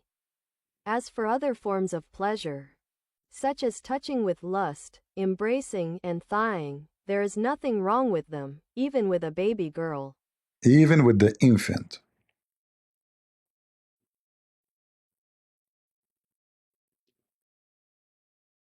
Even with the infant, not baby girl. The Arabic says رضيعة. رضيعة. رضيعة is not an infant. رضيعة is a suckling. This is Islam. Shia and Sunni both is the same shit. So when this potato he claimed that those people they have to apologize because Mimi hijab says 5 years old, I prove to you that you marry an infant, Sunni or Shia, and the effing date of the Shia is when you are 9. However, the Shia agree that if you F her, there is no penalty, no problem, but it's better not. And if a Muslim man, he put his penis inside her vagina, but you don't insert it all the way, there's no sin on that. Read it. Even before the age of 9 for the Shia, there's no problem. And here, by the way, they are not talking only about like losing her virginity. No, they are talking about breaking through into her butt. Excuse my language. Read carefully. And if he insert his penis and he connect her vagina, connected to the urine tube, and the one which is later was going to be for the menstruation tube, still it's okay. No problem. Imagine you are destroying her body parts. You rip her apart.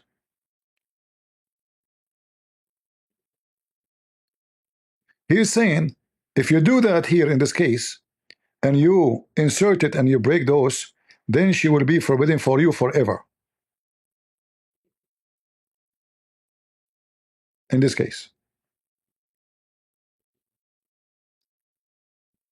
this is Islam. And then you have to pay her money. So Shia, Sunni, it doesn't matter. In fact, the Shia is more better than you.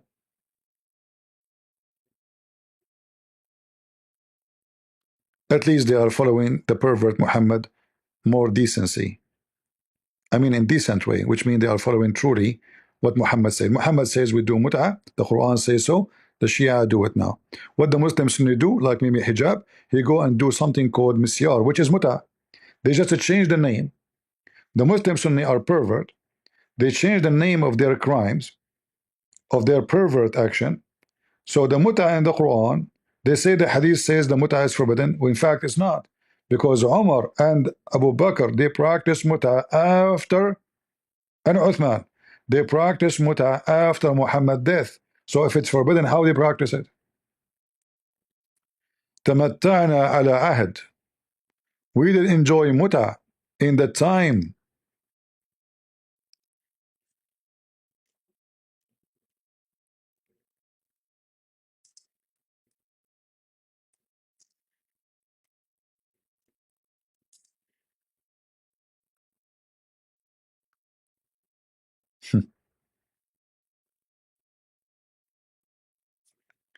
The Muslims, they wish as they wish.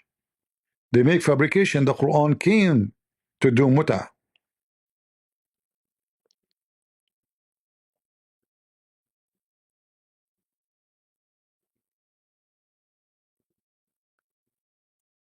You see it? The Muslim, they did mut'ah with Muhammad. Muhammad did mut'ah with them. Everybody is doing mut'ah.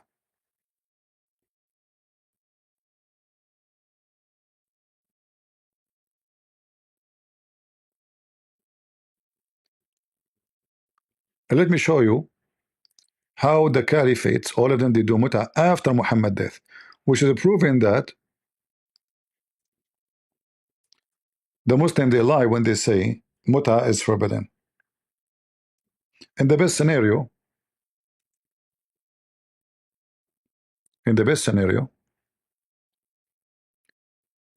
Muslim Sunni books is not reliable.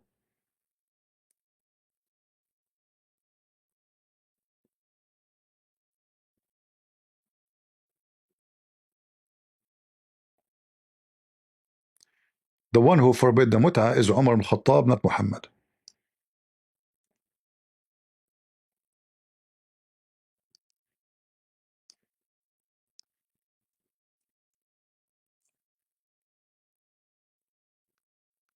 Let us see if we can find it here. If we could not, we can find it in different way, please. Let us see.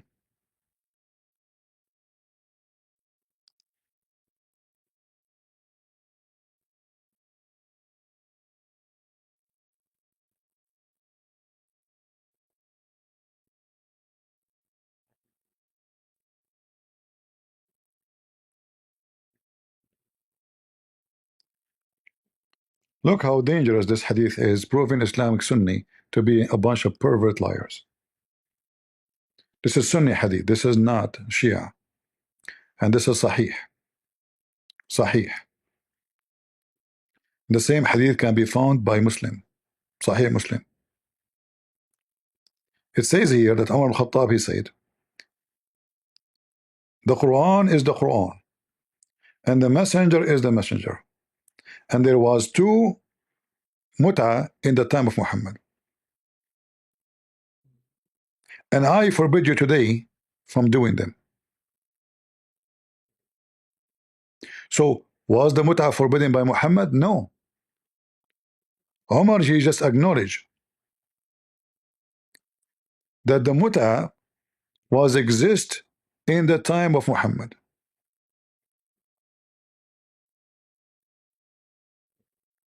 And I am Umar, the one who forbid it, not Muhammad.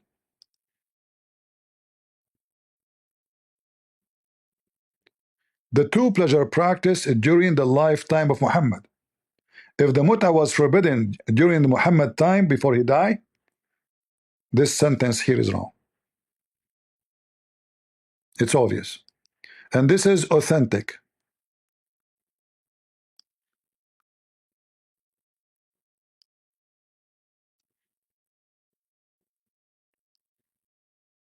Authentic. All right. Other hadith.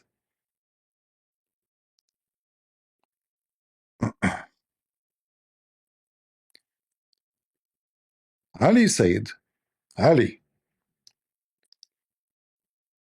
if not Omar, he forbid mut'a, nobody commit fornication. Yeah, because mut'a is is allowing fornication. All right. The one who forbid the mut'a is Omar.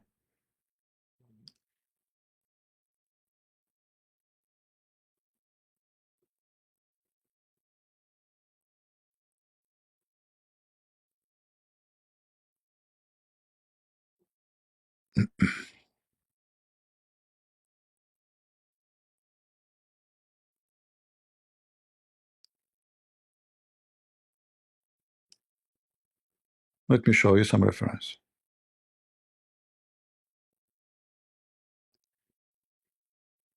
See, Abdul, we are not like you. We don't fabricate numbers. We don't fabricate stories. This is your religion. لولا ما سبقني به ابن الخطاب ما زنى إلا شقي. If not, Omar is the one who forbid it, and he command that before me. This is after Muhammad's death. Nobody became doing illegal fornication because mut'a is forbidden by Umar only, not by Muhammad. Not by Muhammad. And this is Umar. This is Ali saying, if not Umar, he is the one who forbid it, I will allow it.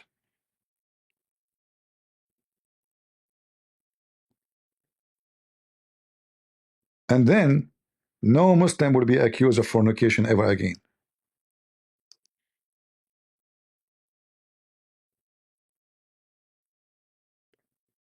It was only the opinion of Umar,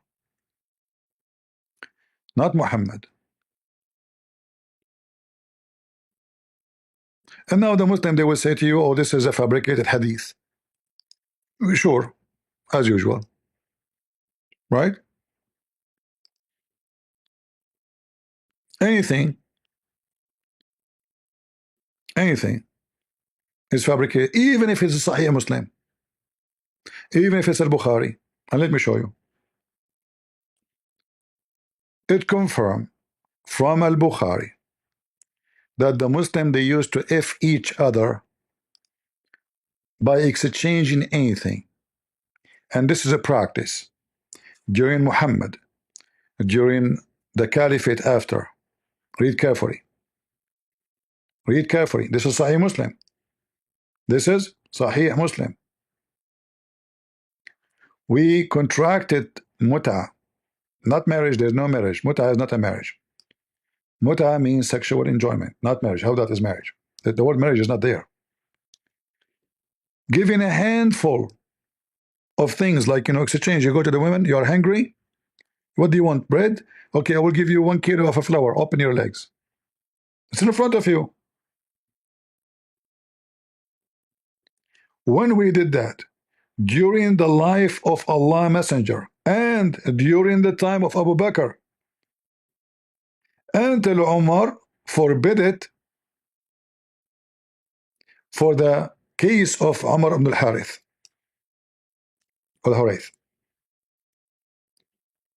So they practiced the mut'ah during Muhammad, they practiced the mut'ah during Abu Bakr, which means after Muhammad's death, and they practiced the mut'ah and even with Umar.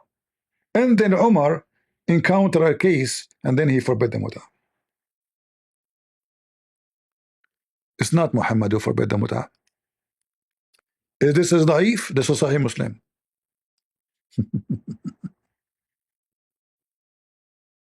It's in front of you. This is the religion of the pervert Muhammad. Take it or leave it. Do we have any Muslim who would like to join us? I'm tired, so it's going to be easy for you to take me down. Any Muslim?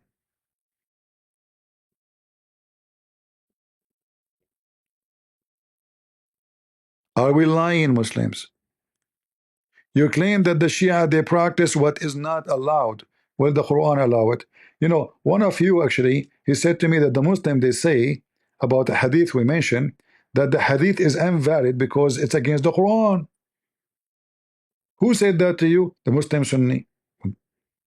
Forbidding the mut'ah is against the Quran. So do the Muslim take what is against the Quran or not? Yes, they take. In fact, all the religion is against the Quran. All of it.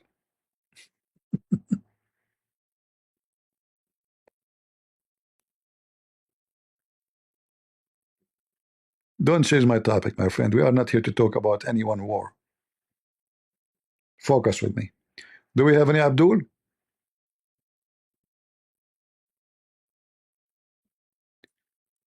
The Muslim, they don't have balls.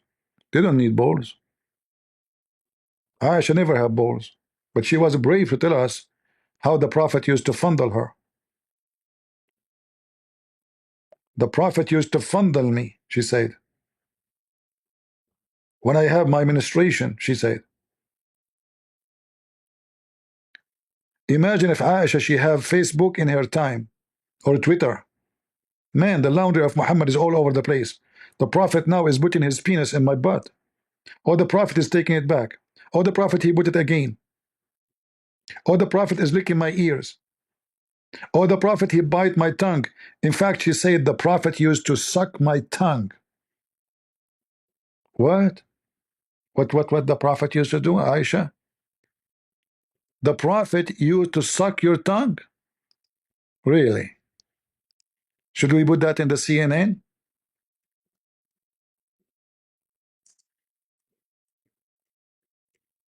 What kind of a woman she is? I mean, are you pervert people? Why a woman, she will go, imagine you are married and then you have a wife, she go online and say, guys, my husband Mohammed hijab, he sucked my tongue. Really? Can you show us how? Are we lying? And look, one will say to you this is sahih, one will say to you this is da'if. This is al-Bukhari.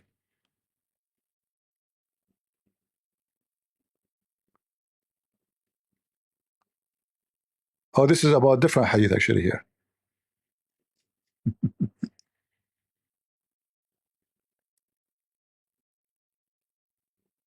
It's weak, brother. It's weak. This hadith is weak. It's weak. I mean, do you see it? It says weak. Hello? Get some breath. First of all, Prophet Muhammad, he was sucking her tongue because he was suffering from some problem. Like, you are a doctor. So what the problem you think it was the reason for sucking her tongue? Get some breath. First of all, it's very simple. Me as a doctor, when a Muslim woman she come to my clinic, I suck her boobs, not only her tongue. By the way, your prophet, he says that Allah, he sent verses from the sky about suckling a dog. Is that what you are doing? Exactly. Exactly. So your wife, she suckled the neighbor. She gave her boobs to the neighbor. Get the breath. Shame on you. My wife, she is very conservative. Hey, the Quran says that you can suckle me, you know. Remember? Mimi Hijab, he played my audio saying to a Muslim woman, suckle me. When the Muslim woman, he cut the video, she was saying Jesus, he played with his mother boobs. And he claimed that this woman, she was young. I don't know how young. I mean, they are talking about 6 years old ready for marriage. The woman, she is obviously over 40, and according to Muslim, she is young. He's speaking to a young Muslim woman. Young Muslim woman, she will say to me, Jesus play with his mother boobs, you son of Muta. Who wanna suck the tongue of Aisha?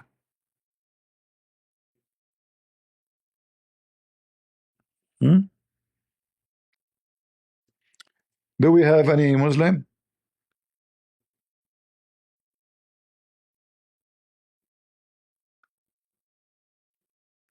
Aisha, she is a, you know, she is a laundry publisher.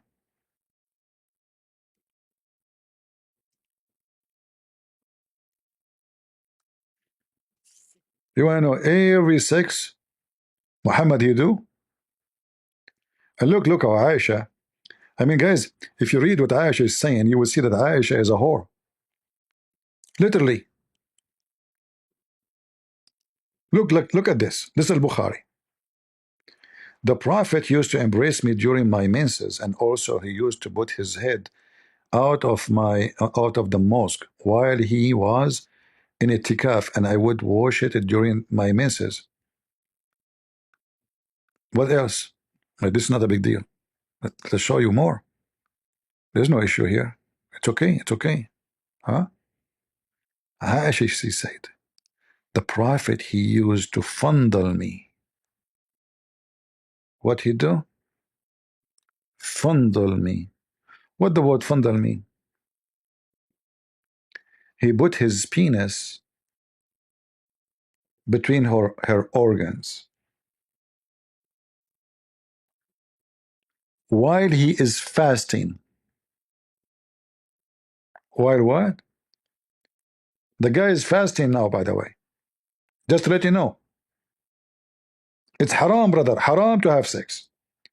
So, wife, what about you open your legs and let me do some brush there? And she said, and who of you can control his penis like the Prophet? She's expert. How Aisha, she say that she knew that Muhammad is the best to control his penis? She have expertise. How many men she used to be with them? How someone she is a virgin, she is comparing her husband effing to somebody else? Huh?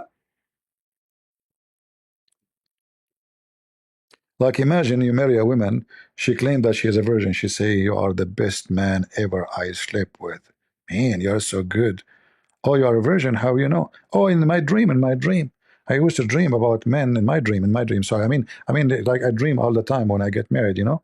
But yeah, you are the best in effing. MashaAllah. How she knew? How she knew that Muhammad is the best of effing? Controlling. Muhammad, when Aisha she have menstruation, he command her to put a sheet between her legs, and possibly he put it in her butt. He fondle you where? Any Muslim can tell us. If she have a sheet,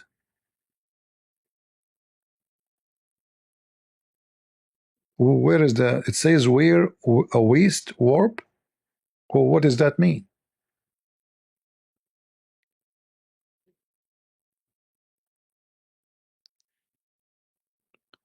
Your books. This is your books. Look, those are not translated. They're ashamed to translate them.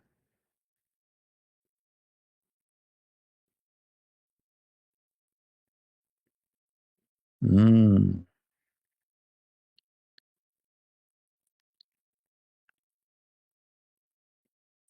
If there is any Muslim, decent Muslim woman, she'd like to teach me how to fondle, because I am naive. I don't want to. I want to do it exactly like the Prophet. You remember, we are Muslim Sunni. We have to follow the step of the Prophet. So who going to teach us?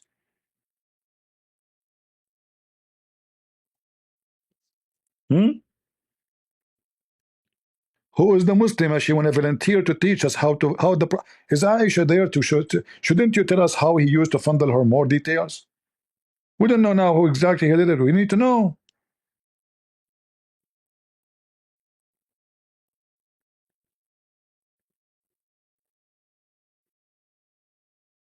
Anyone from the fondle me religion?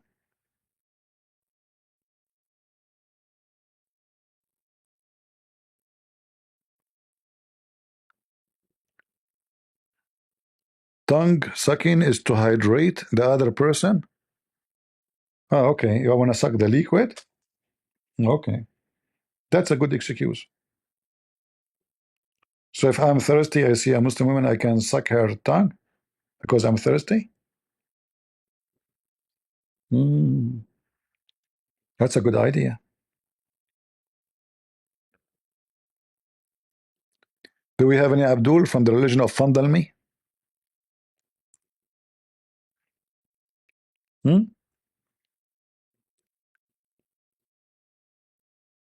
I will never take with me a bottle of water, no more.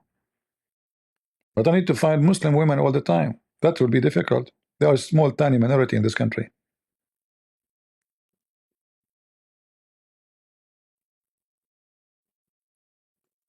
You know? And she have to be very sexy, right?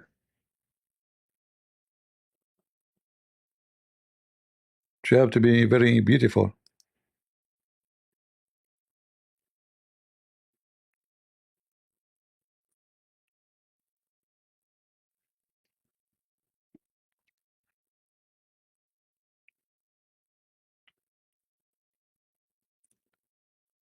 By the way, this is not Aisha, the wife of Mohammed hijab. I think she is younger. His wife, the one hotel wife. This is other one. Any Abdul? You know, I saw images, pictures saying that Mohammed hijab is drinking a brandy. Now we do not know if this is true. You know, you can do fabricate image in Photoshop, correct? You can. However, I don't agree with this image because there's no way Muhammad hijab will go to the beach and drink brandy. We know that there's a better drink. It's a camel urine. So maybe it's the bottle. It says a brandy, you know, but inside it, I assure you, it is a camel urine.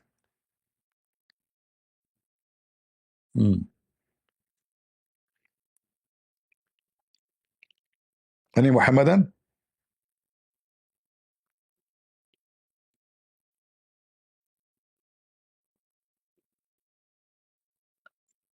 Anyone? Actually, I don't know. I heard that even Muhammad hijab, he went to get the camel urine from the camel. He was in Spain, supposedly. He couldn't, you know, they told him you have to go a little bit in the desert, you know. So he found a camel there, and the camel refused to piss. And Muhammad hijab was waiting and waiting and waiting. And then Muhammad hijab, he received a phone call. Hello? What? I receive a bill of what? $909,000. I lost the case? The camel, he's a Muslim camel. He's a Muslim camel. He heard this. Muhammad, he put the phone in speaker. The camel he heard, he started pissing.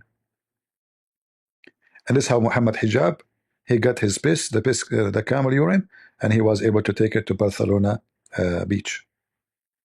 The news pissed off the camel. 909,000, and the judge called him a liar. Liar. Liar. Proven documentally. The court call you liar.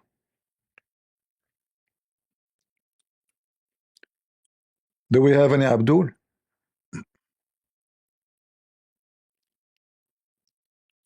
Don't worry, now he will go and he will go to website. It's called GoFundMe.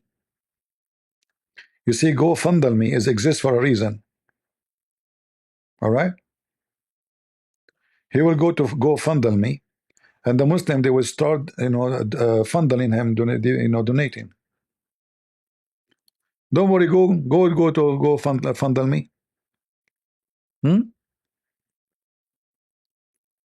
Though this GoFundMe is very famous website used by Christians and Muslims. Anyone want to scam people, he use it from both sides. Anyone, he claimed to be a religious person. Hey guys, today I am trouble. Please, I need your help. GoFundMe. What happened? Oh, please GoFundMe later. I will tell you. Oh, okay.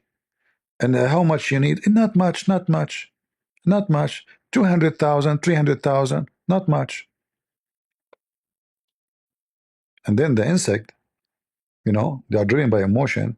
They go fundle. Fundle. And then the guy, every few months, he will make a GoFundMe again. By the end of the year, he have more than $2 million in his pocket from the idiots. And this is done by the way by both, not only Muslims and so-called Christians. I understand that the Muhammadan, they are following the step of their prophet and they scam Muslims. But I understand why somebody claimed to be Christian, he do the same. If you remember, Muhammad in the Quran,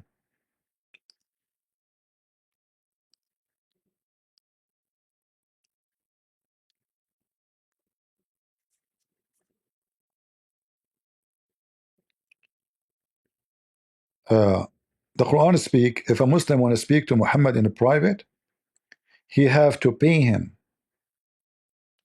You remember this guy with his name, Muslim Learn Turn?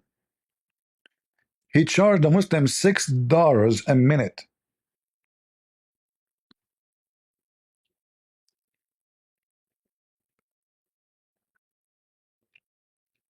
$6 a minute. Imagine. So if you speak to $10, you have to pay. Sorry, I mean, if you speak for 10 minutes, you have to pay him $60. 10 minutes. Even lawyers don't charge that. This kid, Muslim lantern, a kid is a kid. He makes $6 a minute from the stupid Abdul.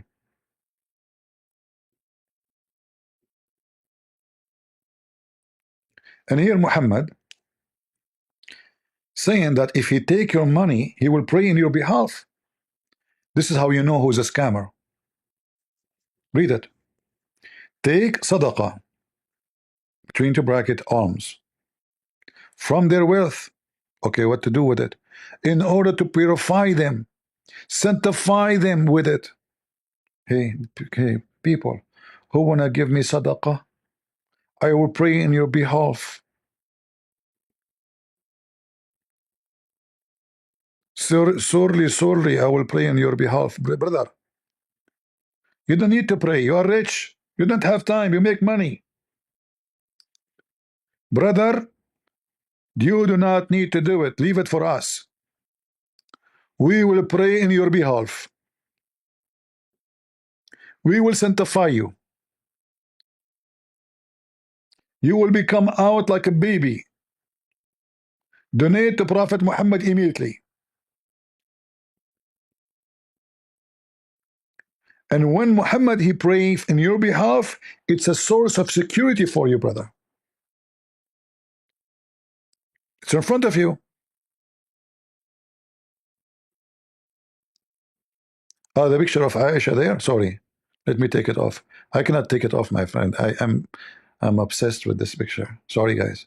Let me see if I can make it small. I cannot take it off. Excuse me. I'm single. Okay, I have to keep it for now at least. And later, after we finish, I need to look at it more. Since I got this picture, I became like too much addicted. You know, I don't like to watch porn, but this is a pornograph, you know. I mean, it's too much, you know, and I'm single. Oh boy, man, it's hot here. Okay, so if you donate to Muhammad, he will pray in your behalf. Why rich people need to pray? This is not right. They are rich. You give the money to Prophet Muhammad, go fundle me. And then Prophet Muhammad, when he invoke Allah for you, that is a source of security, brother. I mean, it's Muhammad, come on. But isn't it Muhammad himself, he says that you don't trust Allah? Hmm?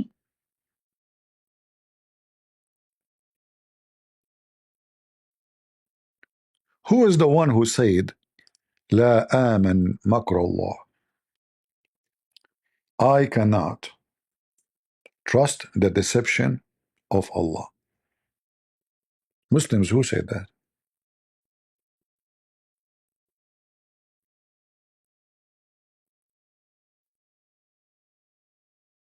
Any Muslim? First, it's in the Quran. The one who feels secure from the deception of Allah is the loser.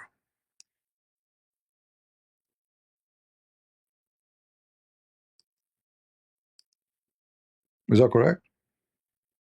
Whoop. What happened here? My keyboard is not working. Give me a second.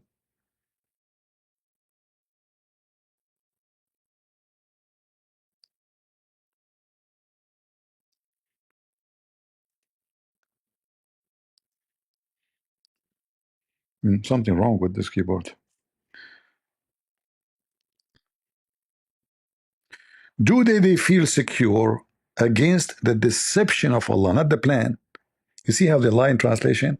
The deceive of Allah. None feel secure from the deceive of Allah, not plan. Liars. Liars. The cunning. Cunning. The God of cunning.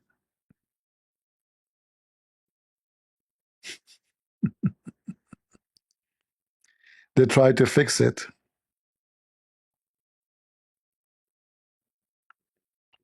Do we have any Abdul who he think he can be secure from the cunning of Allah? Huh? Nobody can be secure.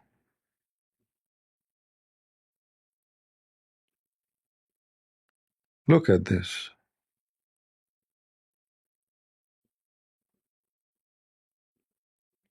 Muhammad actually, he promised the rich ones of Quraysh to go to heaven just because they gave him money. Starting from Uthman.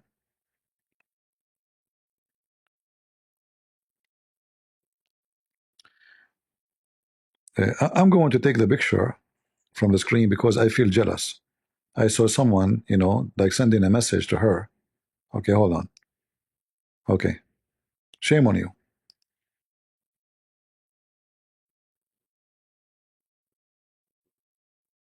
Hmm?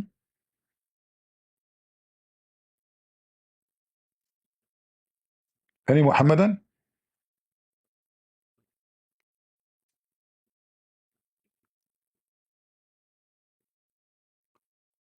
Who is a Muhammadan would like to join us? Mayday, Mayday. Hmm?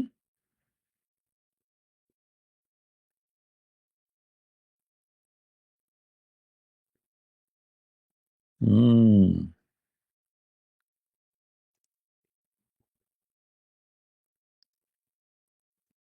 I don't see any Muslim in the chat saying I will.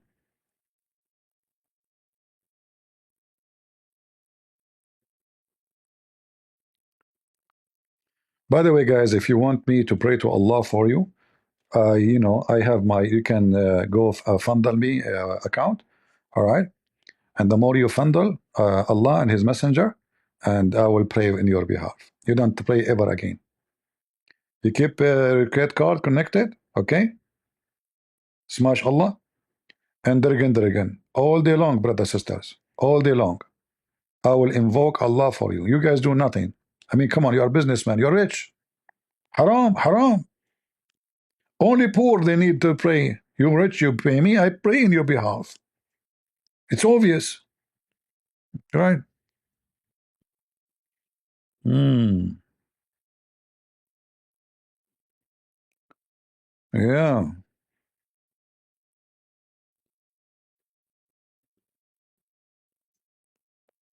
Don't take me wrong, I'm just trying to help here. See, people, because they have a bad mind, they start thinking, oh, maybe he will go and buy a new car, or no. What I will do with the money? This is all for the sake of Allah. I will give it to Allah. Crazy people. Call right now, before it's too late. Soon I will lose my voice. I will not be able to be invoking for your sake. And you know, Allah is an Arab guy. He don't understand, you know, Pakistani boys. You know, if Zakir Naik he call Allah, Allah will not understand. Hello? Get a breath. First of all, you commit a big fat lie. Allah, he can understand any language. So why you pray to him in Arabic? Because simply this is the language Allah speak. Okay, that's what I'm saying. Allah, you know Arabic only. He's an Arab God. Get a breath. You're stupid. Allah, he sent the Torah to Moses in Hebrew. Okay. And he sent the Injil to Jesus in Greek. Like, hold on. I thought Jesus was sent to the Jews. Why Allah sent him the word, the gospel in Greek language? Get a breath. First of all, Jesus, he was sent to the Jews who live in Greece. Ah, the Jews who live in Greece. Aha, that is a greasy. Zakir Naik, are you sure? Hmm. Any Abdul? From the religion of the fool?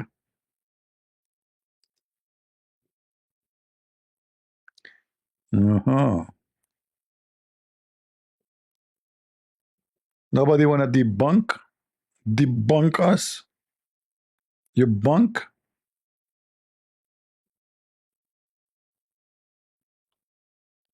I have 5 BMW. No, I did not get them.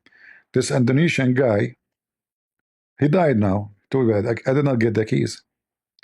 If you remember his video, Christian Prince, I have 5 questions for you, and I will give you 5 BMW if you can answer those questions. Like, what the heck?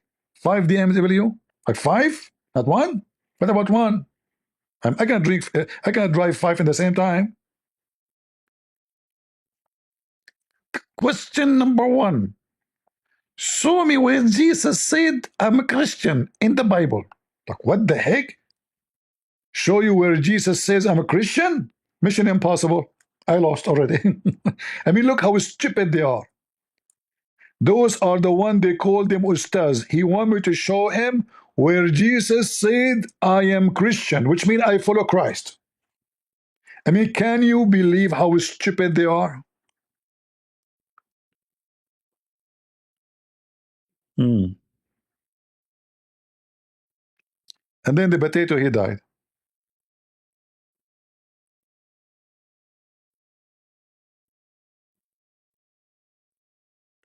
The Muslims are smart. Show me where Jesus says I'm a Christian. I challenge you. Nobody can prove that. Impossible. I mean, Jesus will say, I'm following myself. I'm a Christian. Like, Muhammad hijab, he says to Borat Erhaman, he said to him, so you are saying that the Messiah, he thought he is Messianic prophet? Like, what the heck is that? The Messiah is a Messianic prophet? Messianic prophet? He think? The Messiah.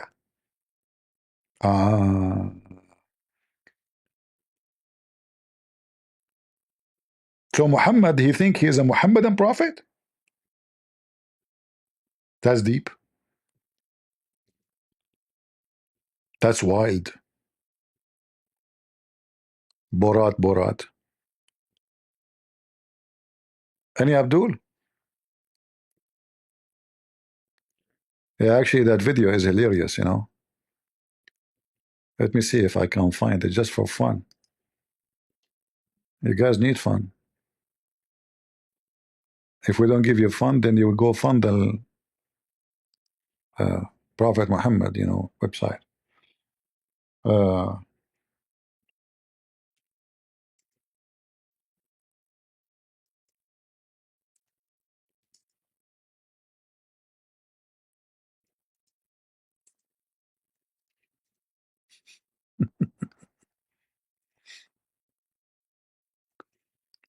What does it mean? Look at this disaster. Look at the stupidity of those people. They are so desperate, they brought an atheist to fight Christianity. An atheist. What does it mean to be unreliable? Muslims believe in Jesus Christ. There's a lot of interest, I think, from the Muslim community, and many Muslims feel that your historical conclusions of who Jesus Christ is more commensurate with the Muslim idea than it is with More what? More what? More what? Are you sure? I mean, look how embarrassing. This guy was giving him a finger, and look how Muhammad hijab is behaving. He did not even dare to insult the guy. Look what he will say to him.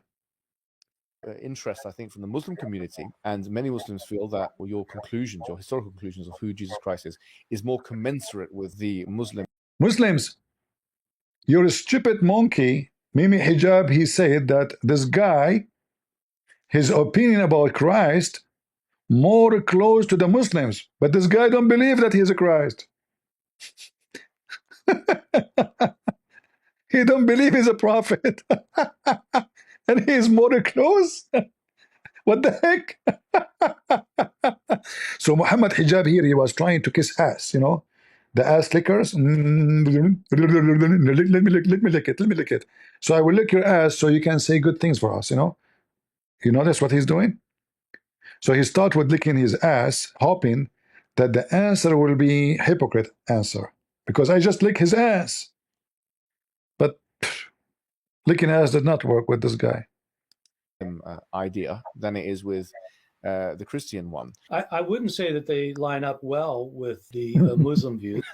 I really do think Jesus was crucified and that he really was dead and buried. I'm not. You cannot see the video. Hold on. I forgot to take the. Hold on. Give me a second. Yeah, let me play it from the beginning. Sorry. What does it mean to be unreliable? Muslims believe in Jesus Christ. There's a lot of interest, I think, from the Muslim community, and many Muslims feel that your historical conclusions of who Jesus Christ is more commensurate with the Muslim idea than it is with the Christian one. I wouldn't say that they line up well with the Muslim view. I really do think Jesus was crucified and that he really was dead and buried. I'm not interested in whether Jesus was the Son of God because I don't think there's a God. And so my understanding is that your conclusion is that Jesus Christ was a messianic prophet. I think he thought that he was a son of God. He is a messianic prophet? In your conclusion, you think that Jesus Christ was a messianic? What? What? Hey, Muhammad hijab, what kind of urine you were drinking before you go for this interview? Christ, he thought that he was a messianic prophet. What the heck is that? Any Muslim can call Mimi hijab and ask him what he meant by saying that. And you call him Jesus Christ. He just said, so you think your Jesus is that Jesus Christ was I mean, he didn't say like you think maybe he was. No, he named him Jesus Christ. He was a messianic prophet. That's deep. Ian, I need water. Hold on. I can't swallow this one.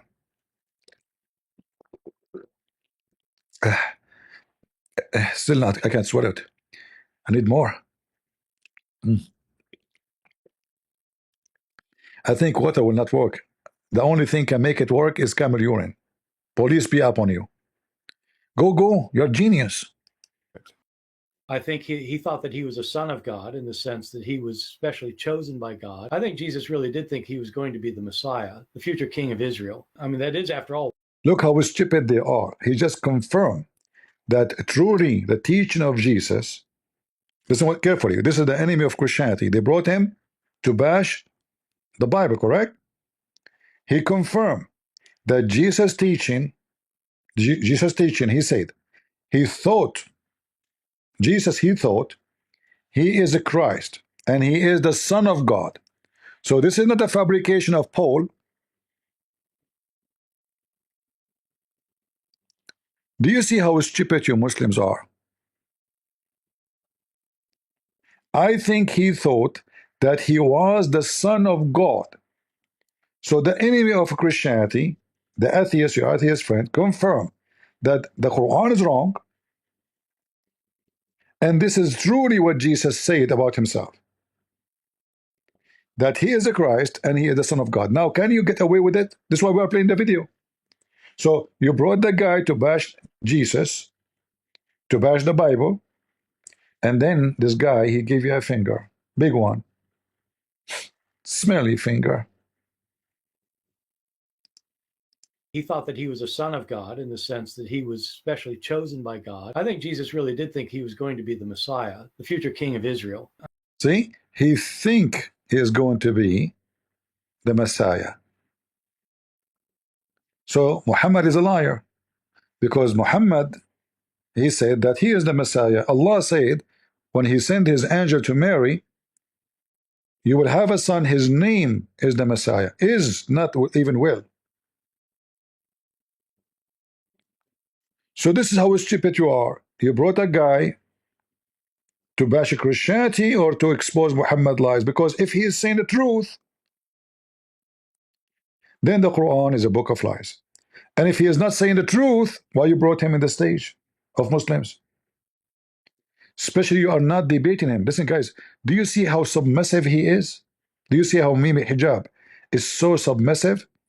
Did he say to him, no, you are wrong, he is the man? No. He take what he say without question. And he bite his lips like a little girl. So in this video, Borat, he was fondling Mimi Hijab. And Mimi Hijab, she was licking her lips, as you see. He did not dare to say to him one word that you are wrong. He thought that he was a son of God in the sense that he was... You see? Guys, I'm lying. Is he biting his lips? I mean, she. Let me zoom in. I don't know if I can zoom more. Hold on, we can fix this thing issue.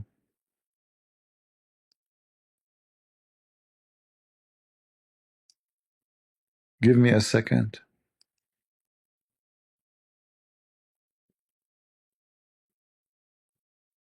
We will use the fundering technology. But not you now. Hold on.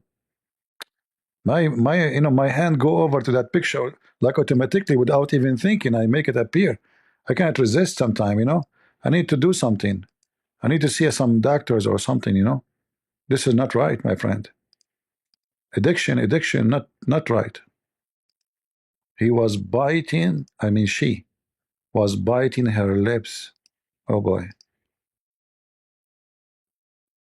That is Very. Where is the picture becomes so small? Let's make it big. Hold on, hold on.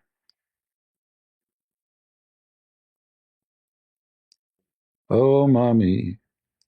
Oh, mommy, bite them, bite them. Oh, mommy, bite them. Oh, mommy. Let us bite the lips. Let us bite the lips. He was like a chicken, sitting like a mule. The guy is fingering Allah and his prophet and Mimi hijab, biting her lips. Now I know why they are not looking good at all. I wonder how many times you bite them a day. Continue, continue. Watch the video. Especially chosen by God. I think Jesus really did think he was going to be the Messiah, the future king of Israel. I mean, that is, after all, why they crucified him. I think that that's historically right. You know, I think that that is historically right. So your Quran is a lie. Jesus was crucified. You brought a witness. Look how stupid they are. Like this guy, imagine, he go to court, he bring a witness to witness for him. And then the witness, everything he say is against him. This is how stupid they are.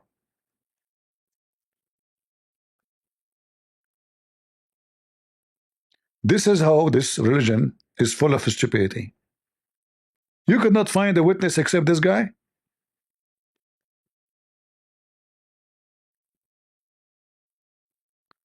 In Rumble, no, guys, don't use a bad language. If you use the F word, you force me to block you.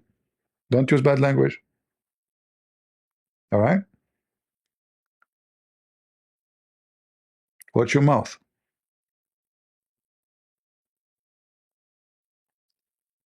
all of these gospel authors, I think all of them think that in some sense Jesus is God. If you He think that all the gospel author, all of them, agree in some sense that Jesus is God. think that the Bible cannot have any mistakes in it, if you're shown a mistake, then you just refuse to admit it's a mistake. You think either it can be reconciled in some way, or that there's something we just don't understand about it, or we have and You can tell this guy is mentally ill, by the way. The When Quran is mentioned. when somebody mention a mistake in the Bible, we laugh. And if you watch his video, you will see how silly the mistakes he's talking about. And then Mimi Hijab, he shake his head, and he said the Quran mentioned something. What the Quran mentioned? Go. In the Quran, it's mentioned if this book was from other than God, they would have found in it many contradictions. if a book is without contradictions, that has no bearing on whether it comes from God or not. I've had phone books that are inerrant, but I certainly don't think God gave them. So, no, that is. Even Mimi himself laughed at the idea of the stupidity of Allah. So if there is a book does not have contradiction, it's obviously it's from Allah. I have many books. There's no contradiction in them. I am Allah then. Worship me. Can you believe it how stupid this garbage Muhammad is? I'm not talking about this guy. This guy is garbage anyway. I'm talking about his prophet. So his logic is, he said, if this is a book made by other than Allah, you will find in it a contradiction. However, I can get you in less than 30 minutes at least 100 contradiction. Who is willing to call me and ask me for one after one? Any Muslim? Any Abdul? We just heard Mimi Hijab saying, the Quran saying, if this book is made by other than Allah, you will find a net contradiction. So if we can find one contradiction, this is not made from God. Very simple. End of the story. Any Abdul?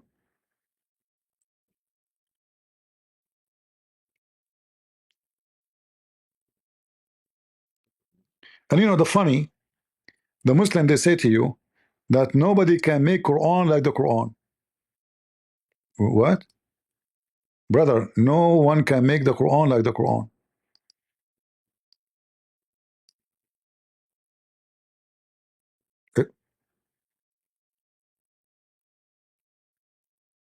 What do you mean? Can you make Quran like the Quran? I have to make Quran like the Quran, and that will make me God? Yes. Okay, can you make books like my books? If you say yes, you're copying me.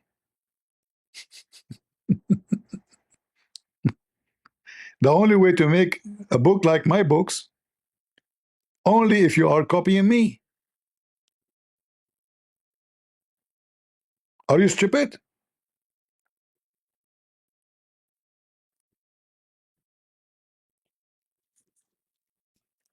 Mm.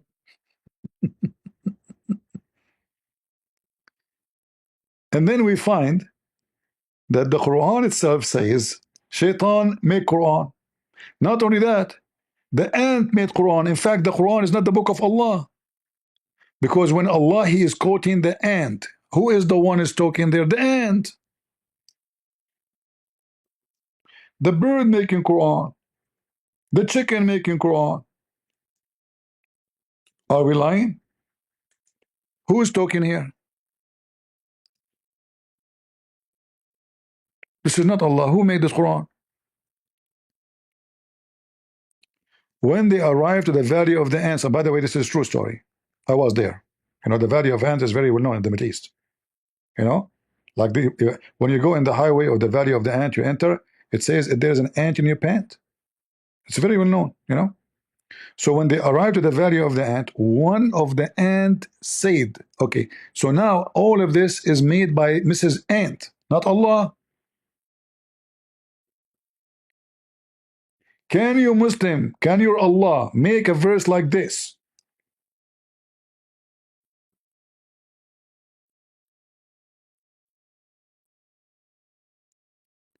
Your God Allah, is He quoting the ant word by word? Or fabricating a story? You will say no to me, word by word. That means the one who made the Quran is the ant. Who's talking there? The ant. She said. It says she said. And ants are deaf and mute. They don't talk, you idiot. And then Suleiman, he heard her, but you cannot hear a deaf. Ants don't talk. We can call their communication as a talking, no problem. But here the story is so clear that he heard her. She said. And then Suleiman, he was amused. And then he said the following. So who is the one making Quran? Allah? No. He said, when Suleiman, he say this, and the ant say that, and then the chicken say this, is the one making the Quran, is the chicken, the ant, Suleiman, even Shaitan make Quran in the Quran.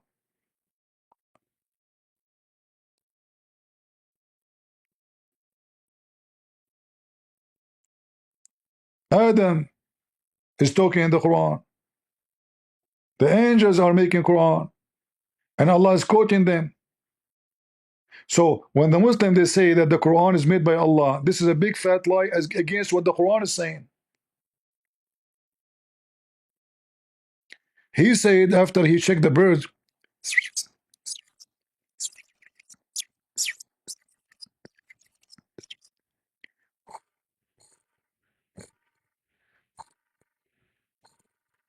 hey birds, where are you? What is this bird is missing? Suleiman. So Suleiman, you have like 10 billion birds, and there's one of them is missing. How he can count them so fast? It was AI. He said to himself, after he inspected the birds, what is matter with this bird? Why his absence? Yeah, because Suleiman, he used to take weeds. I will surely punish him with severe torment, or even slaughter him and make him barbecue. Who's talking here?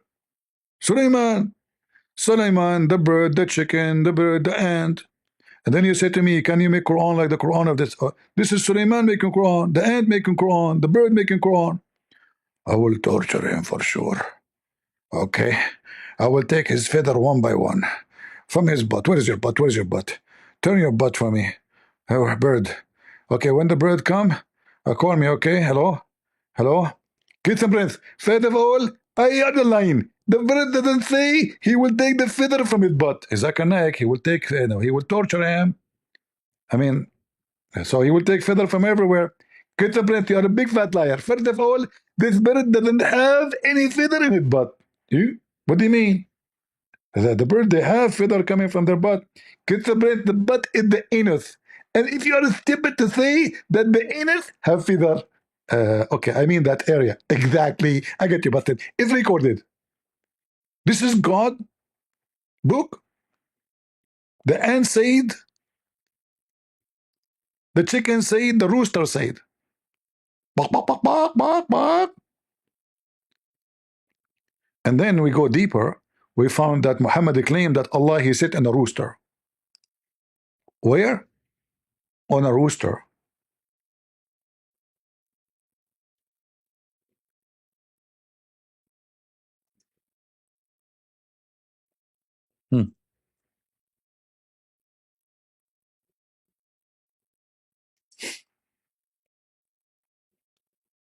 How big the rooster?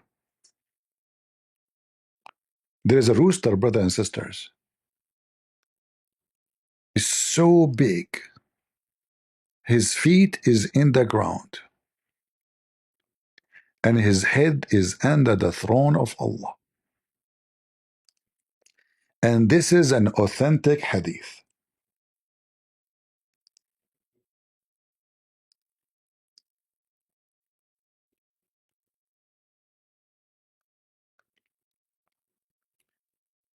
Prophet of Allah said, Allah allow me to tell you about a rooster. God Almighty has given me permission to talk about a rooster. It's a roostery story. After you hear it, I will roaster you all.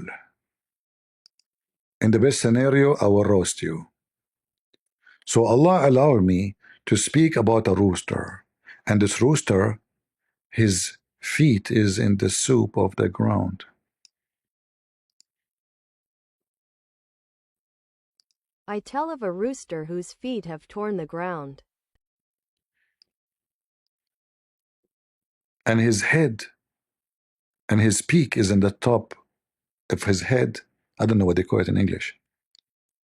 Is under Allah's throne. And he is saying to Allah, praise be to you, Allah. You are a great. Who's talking? The rooster. And his scent is folded under the throne, and he says, glory be to you, how great you are, our Lord. And it responds to him, what? Allah will say to him in response, oh, I wish those who lie knew. I wish, Allah he says, I wish those who lie, using my name in you, how great I am. His scent is folded under the throne, and he says, glory be to you, how great you are, our Lord. And he responds to him, he who swore falsely by me would not know that. And this is a conversation between Prophet Rooster and the Almighty Allah. And this is authentic.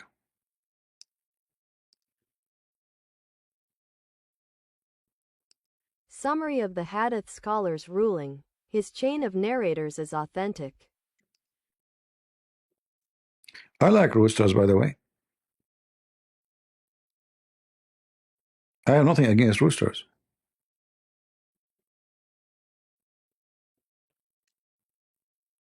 What do you think? All of us will like roosters. They are like beautiful with colors, you know. And but I am surprised why the rooster is under the throne, not in the top of the throne. I mean, we know all of us chicken, they like to jump all over the place. Why this rooster is contained and he is not jumping all over? I don't know. It doesn't make sense to me. Maybe in the beginning, like he started the conversation, then Allah, he go to the bathroom, and then he would jump on the top of the chair of Allah?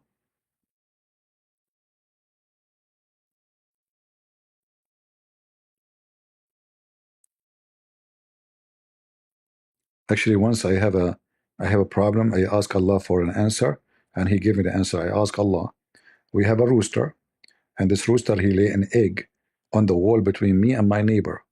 This egg belonged to who? Allah took him like 2 months, as usual, to answer me. He said, split the egg between you and your neighbor. I'm the God of justice. I told him, but Allah, He's a rooster. He said, so? So guys, do you think the judgment of Allah is correct? The rooster, he lay eggs on the wall between my neighbor and me. Who owned the egg?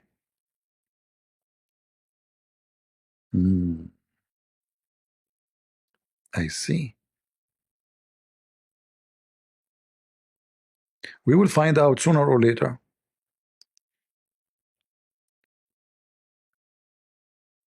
Why you are laughing? According to Muslim, Shaitan, he lay eggs. Shaitan is a chicken. Hey Muslims, am I lying? Get them busted, get them busted. Is it true that Shaitan, he have a penis in the right thigh and he have a vagina in the left thigh, and he shake it, shake it, shake it, and he enter this into this, he do nikah, and then he lay 10 eggs? I never thought that Shaitan is a chicken.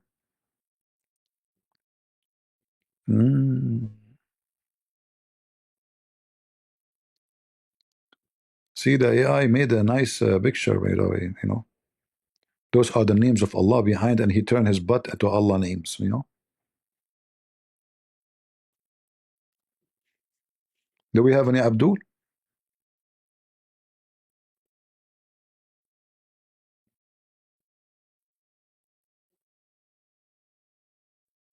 Anyone?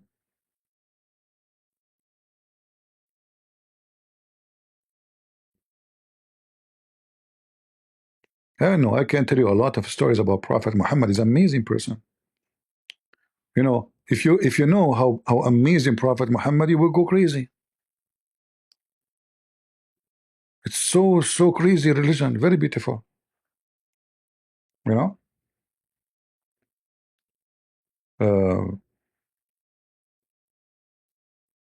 many of those kuffar, they make fun of Islam, brother, because they are ignorant, stupid.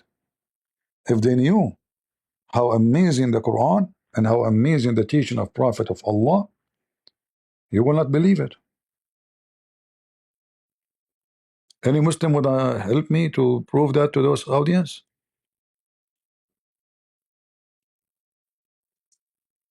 They line up in different channel. Here we cannot find them.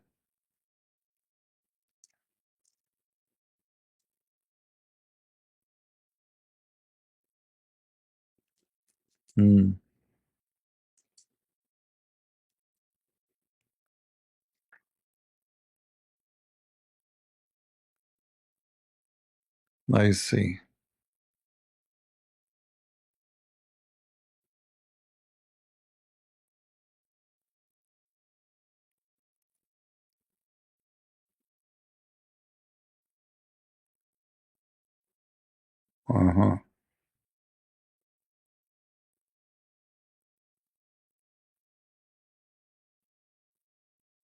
Let me find you something will make you convert to Islam right away.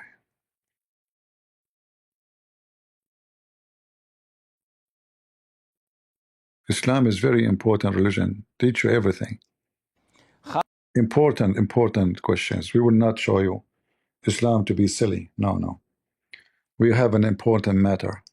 It's about death and life. Khalid question says, I've read as per the hadith that it is not permissible to roll up pants.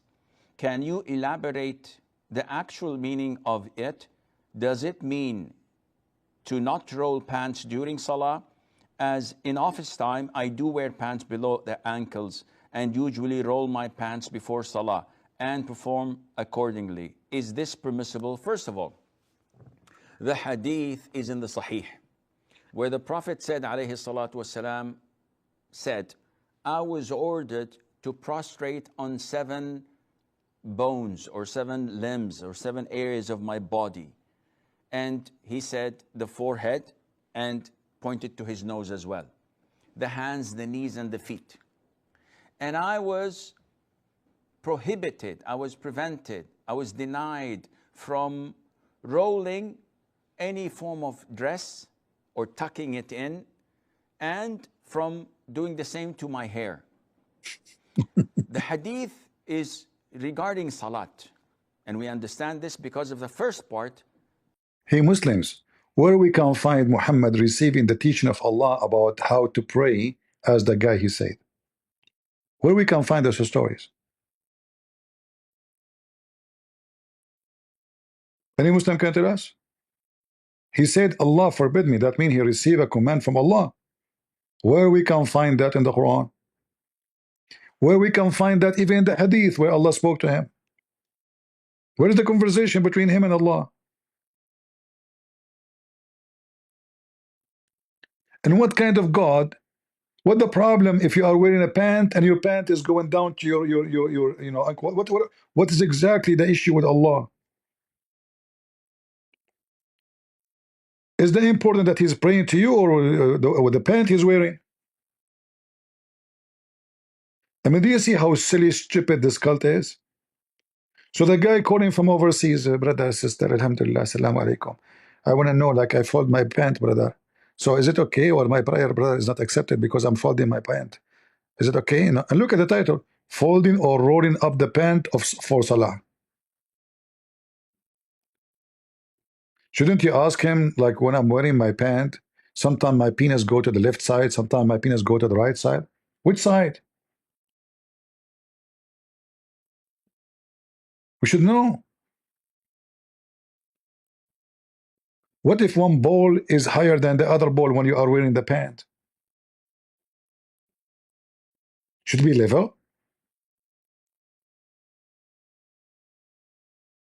Do Allah accept our prayer if our balls, one is going up and one is going down?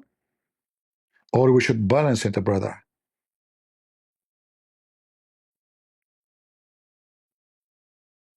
What the heck is this? This is a question and this is a religion, and Allah forbid me? From what? Forbid me. If Allah did not forbid you from having sex with Aisha, He forbid you from folding your pant?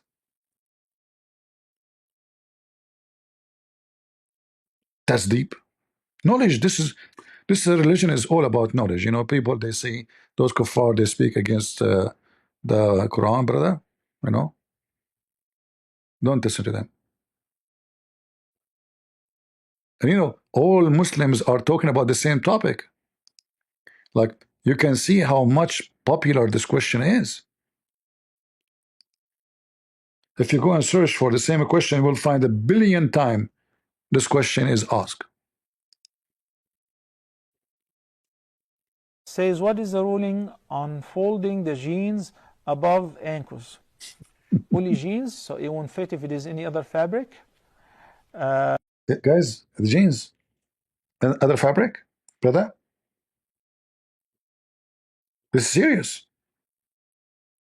Hello, Trump. Trump, I have a question for you because this is about national security. When your security, they guard you, are they folding their jeans? Yes. Oh, don't tell them not to do that. It's haram. No. You will be. You are in danger. You are in danger. Please don't do that. You cannot receive security from them from now on. They are folding their jeans. Forbidden. Folding the jeans above ankles. Only jeans, so it won't fit if it is any other fabric. So what is the ruling of folding jeans above the ankles during the prayers? Can we fold it, as it is mandatory that the ankles must be visible during the prayer without the prayers for males? Okay, first of all, when you say that it is mandatory that the ankles should be showing and visible, that is not right. You can wear socks, no problem. You can pray with your boots on, What? You can wear leather socks, fabric socks, and that covers the ankles, no problem. The problem with the ankles is in a few. Guys, every one of them, he give you different answer. Every one of them, he gave different answer. This guy, he said, you can pray and your boot on. Your boot on. Hold on.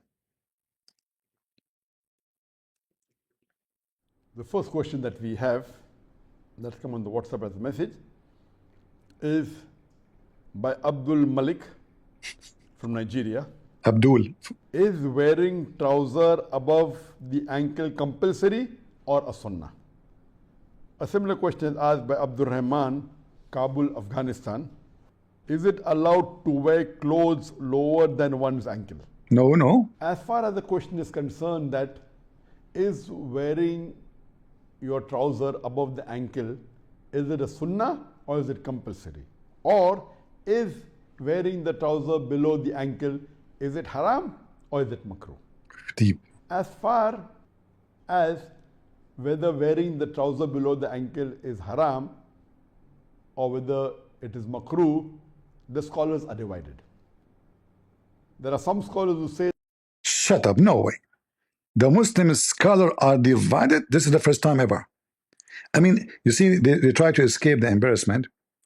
So, as usual, the Muslim scholars, brothers and sisters, they agree about not to agree about this topic. Okay, what about the second topic? Okay, the Muslim scholars agree about not to agree about this topic too. What about the third topic?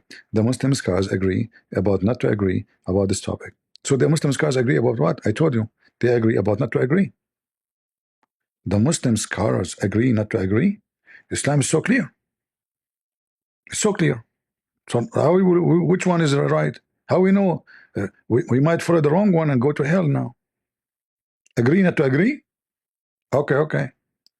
Very important question. I look at you, you know.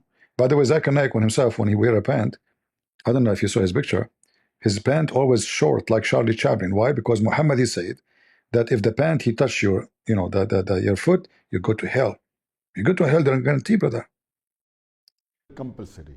Or is wearing the trouser below the ankle, is it haram or is it makruh? As far as whether wearing the trouser below the ankle is haram or whether it is makruh, the scholars are divided. There are some scholars who say that wearing the trousers below the ankle is makruh.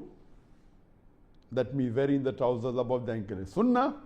While the other scholars say that wearing the trousers below the ankle, it is haram, and wearing above the ankle is a fard. In all the four schools of thought, Oof. In the Hanafi school of thought, in the Maliki school of thought, in the Shafi school of thought, in the Hanbali school of thought, there are scholars, many of them, who have said that wearing trousers below the ankle is makruh, or wearing above the ankle is sunnah, as well as there are scholars who say that wearing below the ankle is haram, and wearing above the ankle is a fard.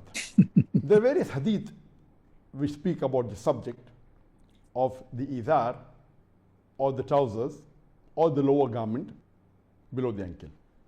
The hadith in Sahih Bukhari, volume number 7, hadith number 5787. 5787. Okay, the number is so clear. 5787, brother. Abu Hurairah, may Allah be pleased with him, says that the Prophet, peace be upon him, said that the izar, the lower garment that hangs below the ankle, is in the fire of hell. Sahih hadith. Sahih. It's in Bukhari. That's it. You will go to hell now. Brother, you will go to hell. You pray every day. You masturbate for the sake of Allah. You molest kids like Aisha. You do jihad by putting TNT in your anus and go on an airplane. But you forgot your garment is touching your feet, touching your ankle, brother. You're going to hell. Bad news, bad news. There's a very strong relationship between the, you know, and going to hell. That's it. Big sin, big sin. Allah forgive all sin except this one, and shirk. The izar, the lower garment that hangs below the ankle, is in the fire of hell. Sahih hadith. it's in Bukhari. And there are various Sahih Hadith in Bukhari, in Sahih Muslim, and other books of Hadith. It is further mentioned in Sahih al-Bukhari, volume number 7, Hadith number 5790. The Abdullah ibn Umar, may Allah be pleased with him, he says that Prophet Muhammad, peace be upon him, said that once a man was walking with his izar trailing on the ground, and Allah subhanahu wa ta'ala made him go beneath in the earth, and he kept on going beneath till the day of resurrection. The hadith. Guys, Allah right away, He commanded him to go beneath the earth, and he kept going. Hey Abdul, where are you going? Walking down the earth, la la la la la la, la la la la la la la la la la la. Abdul, stop! No, I cannot. Allah commanded me to go down the earth, and he kept going until the day of death, my brother. Where are you going? Walking down the earth, la la la la la la, la la la la la la la la la la la. Brother, no way! How you can walk down the earth? Mystery. Amazing.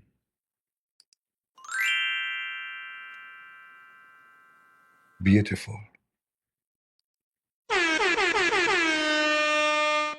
You Muslims are doomed.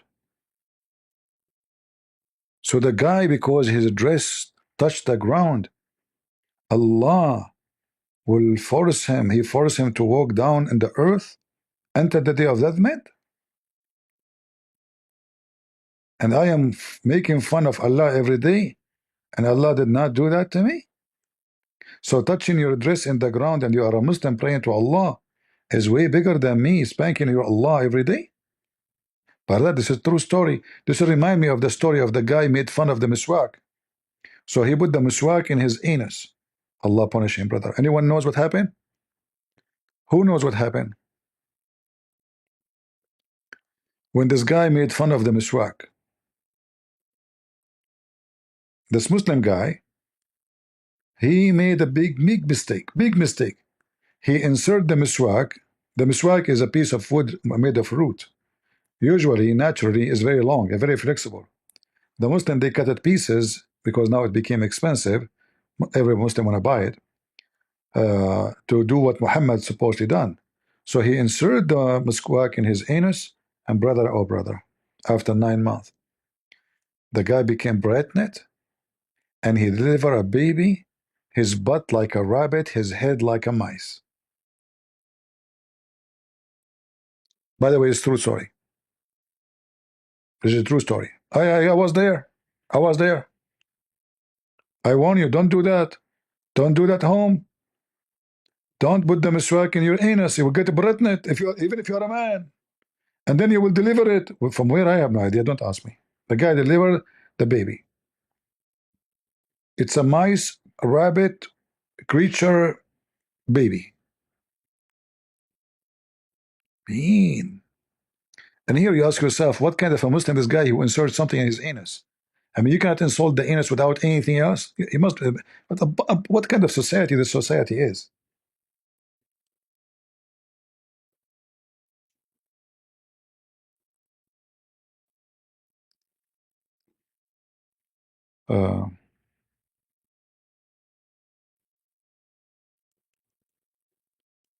Let me see if I can find you the reference.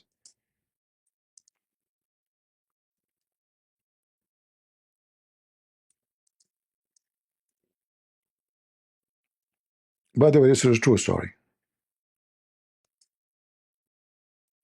I know that's kuffar Christians, and they will make fun of it, but we can prove it to you easy.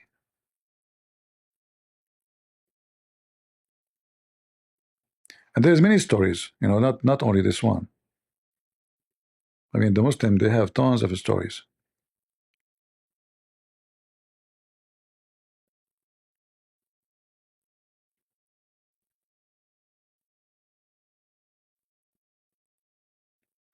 Actually, even Ibn Kathir, he mentioned this story. Let me see if I can find you the story.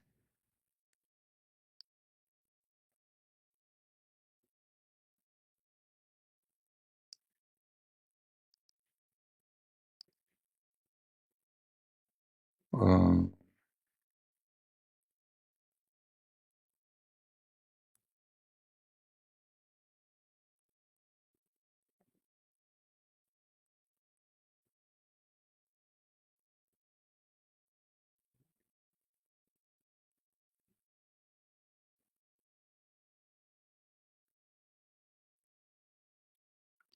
where we can find this beautiful story.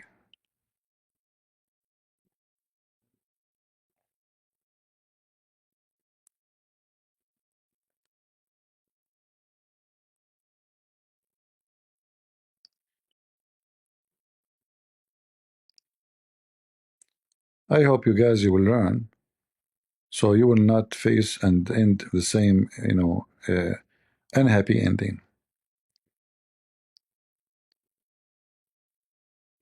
And the story, by the way, is very dependent on who is reporting it. So some story they say he gave birth to a baby. His head is a head of a fish. His anus is the anus of a rabbit. Yeah, Muslims. What you can say? Yeah. So this is the book of Al-Bidayah and Al-Nihaya, Ibn Kathir.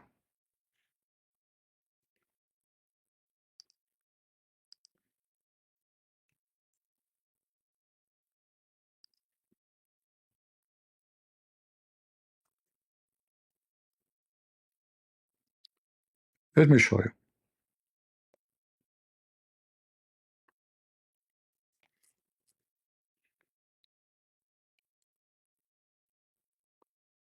Let me translate the whole thing. Again, this is Ibn Kathir. If you have the book of Ibn Kathir, Al-Bidayah and Al-Nihaya, Ibn Kathir, volume number 17, page number 469. All right? Volume 17, page 469. Al-Bidayah and Al-Nihaya, the beginning and the end, Ibn Kathir. Now we go down here. Read and love. The religion of Allah.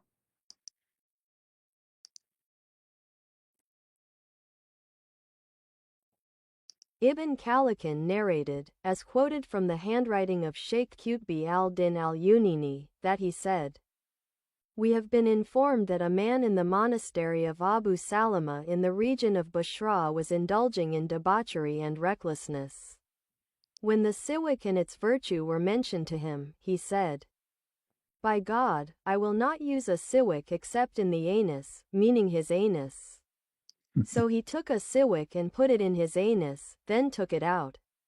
It stayed there for 9 months, and then gave birth to a child like a rat, with 4 legs, a head like a fish's head, and an anus like a rabbit's. Man. When he gave birth, the animal cried out 3 times. 3 times. The man's daughter got up and crushed its head, and it died. Man. The man lived after giving birth to it for 2 days, and died on the 3rd. Man. He used to say, 'This animal killed me and tore up my intestines.' A group of people from that region and preachers from that place witnessed that. Witness. Some of them saw the animal alive before it died. Brother, there's witness. Some of them saw it after its death. Brother, there is witnesses there. I swear by Allah, brother. And the guy, he kept the miswak inside his anus for 9 months. And now Allah transformed the miswak into a baby. And this baby, brothers and sisters, after he put it, and look, they put the name of Allah, and then they put the word anus.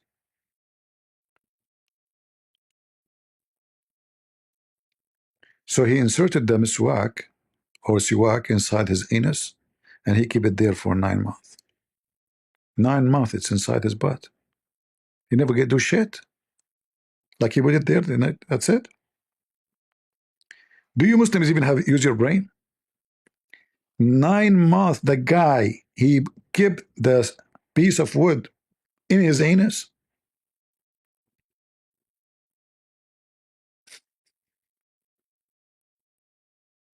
He took it and he inserted in his anus for to stay there for 9 months. So in the 9 months, this guy did not go to the bathroom.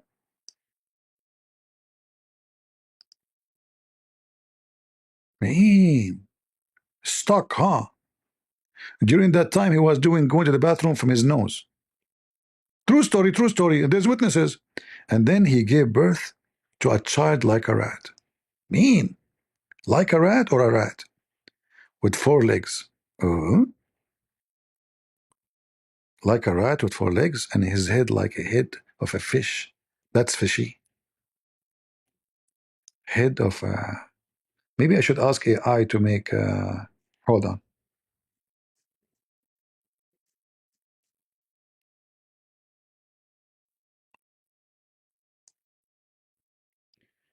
Make an image of a creature look like a rat, have a head of a fish, and his butt like the butt of a rabbit. Let us see what AI will do.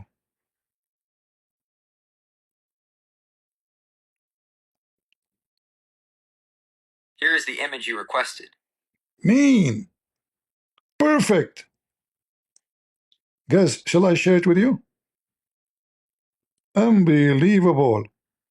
Now we are able to see what happened exactly. Smash Allah. I will share the image with you.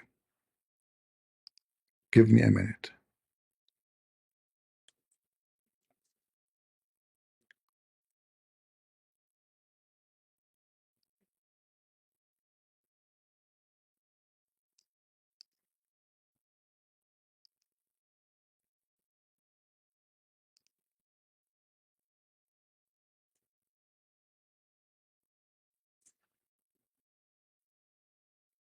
Because you might be wondering how he looked like this baby. And you will be confused maybe.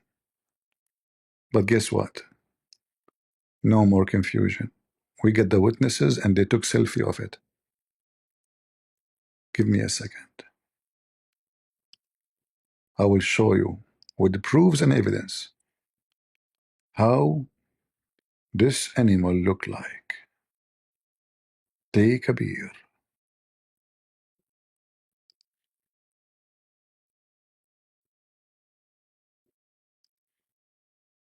Are you ready to see it?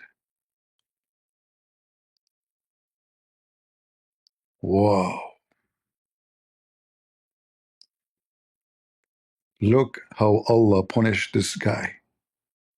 He gave birth to a rat have 4 legs. His head is the head of a fish. His body is a body of a rat. His butt is a butt of a rabbit. That's so true. Are you going to repent, all of you? Do you want yourself to give birth for a rat?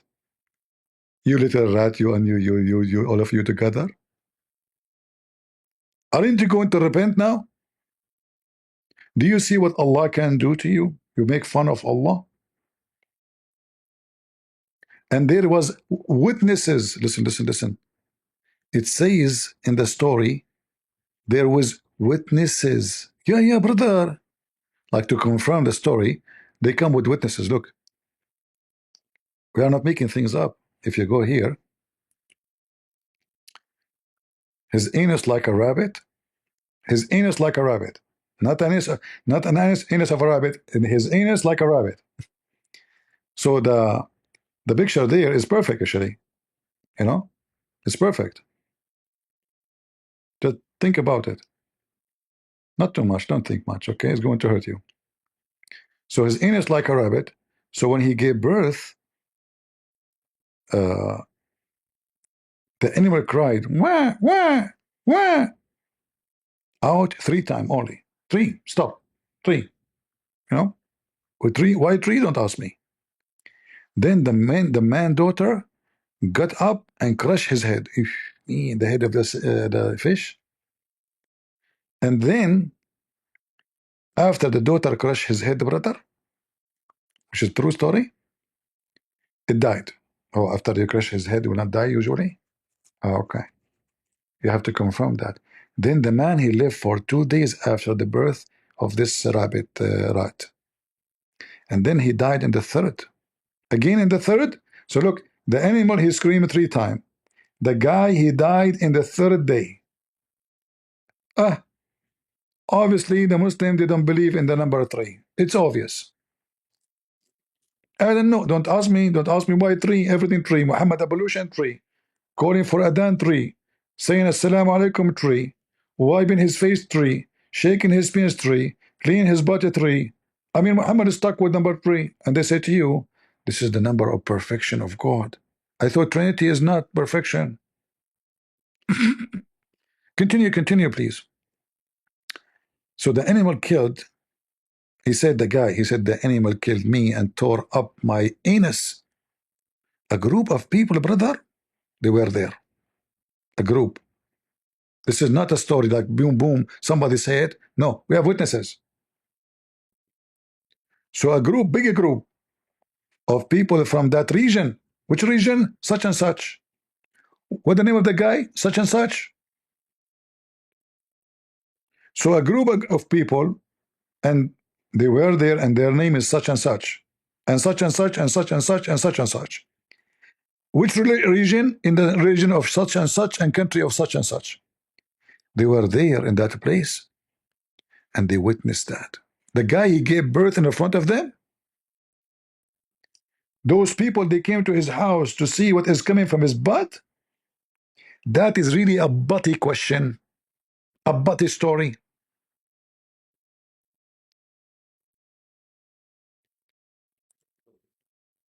Hello? Brother, can you invite Muhammad Hijab and Lili Dawah?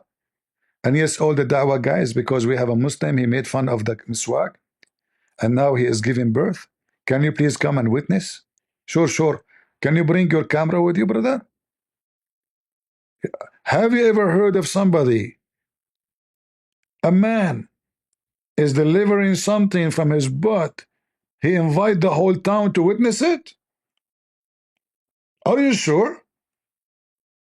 Brother, ask no questions. Chapter 5, verse 101. Now I know, some they will say to you, this guy is lying. The story does not say that, CP. The story does not say that, CP, and you are lying. And this is not Ibn Kathir saying that. It doesn't say that, CP. Hey, Abdul, it says that, look. Ibn Kathir. The beginning and the end. Ibn Kathir, Ismail ibn Umar ibn Kathir al-Qurashi al-Damashqi. Damashqi. You see it? And this is the page. And this is the volume. So listen carefully. Don't listen to Christian Prince. Christian Prince is not telling you the truth. This is not the book of Ibn Kathir, even if it says Ibn Kathir, even if it's their website, even if it gives you the page number, even if it gives you the value number. It doesn't say that, CP. It doesn't. The beginning and the end. Ibn Kathir, Ismail ibn Umar ibn Kathir al-Qurashi al-Damashqi. And this is my warning for you as the last thing to do today. You saw what happened to this infidel who made fun of the religion of Allah. By tomorrow, if you don't repent, all of you, there is something will come from your butt. Big and not beautiful.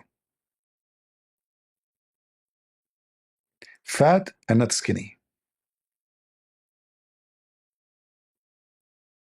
Its head like a fish, but it's not a fish. Its butt like a rabbit, but it's not a rabbit. It is a rat. And Allah will punish you all. Who wanna bet that by tomorrow, all of you will give a birth to a creature like this, because all of you making fun of Allah? Just wait. And you know, speaking about just wait, this will remind me of the verse in the Quran. They ask Allah for a miracle. Allah said to them, wait, and I will wait with you. What the heck? They are asking you for a miracle. You say to them, wait, and I will wait with you? What the heck is that?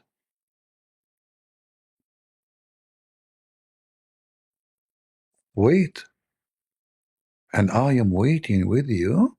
You are the one who will do the miracle. You are waiting for what? They say, how come Allah don't give him a single miracle? Say, wait, and I am waiting with you. That's deep.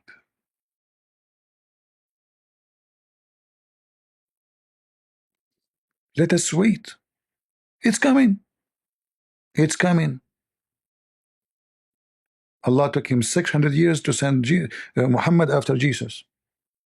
So, already we have 1400 years is gone, and still there's no miracle for Muhammad. Wait, wait, and I'm waiting with you. And this all over the Quran. Wait, Allah said, and I'm waiting with you. What the heck? I am too waiting with you? Seriously? Everybody in the bus station, including Allah. So they keep challenging him. He said to them, wait, and we are waiting with you. Wow.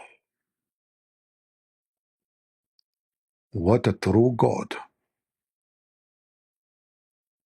Stay away from them and wait, and I'm waiting with you. Potato. Anyway, I better finish for now. Otherwise, that will continue for the coming 10th century, because the garbage of Muhammad, as usual, is endless. Like the penis he promised his followers. Endless penis. From endless fabricated stories. From an endless fictional God. From an endless pervert prophet. Leave your comment, share the video, download it, and invite the Muslim to debate me if they're there. Happy Sunday, and don't forget to go to church if you did not go yet. God is good, so is Jesus, and we are the crusade. See ya.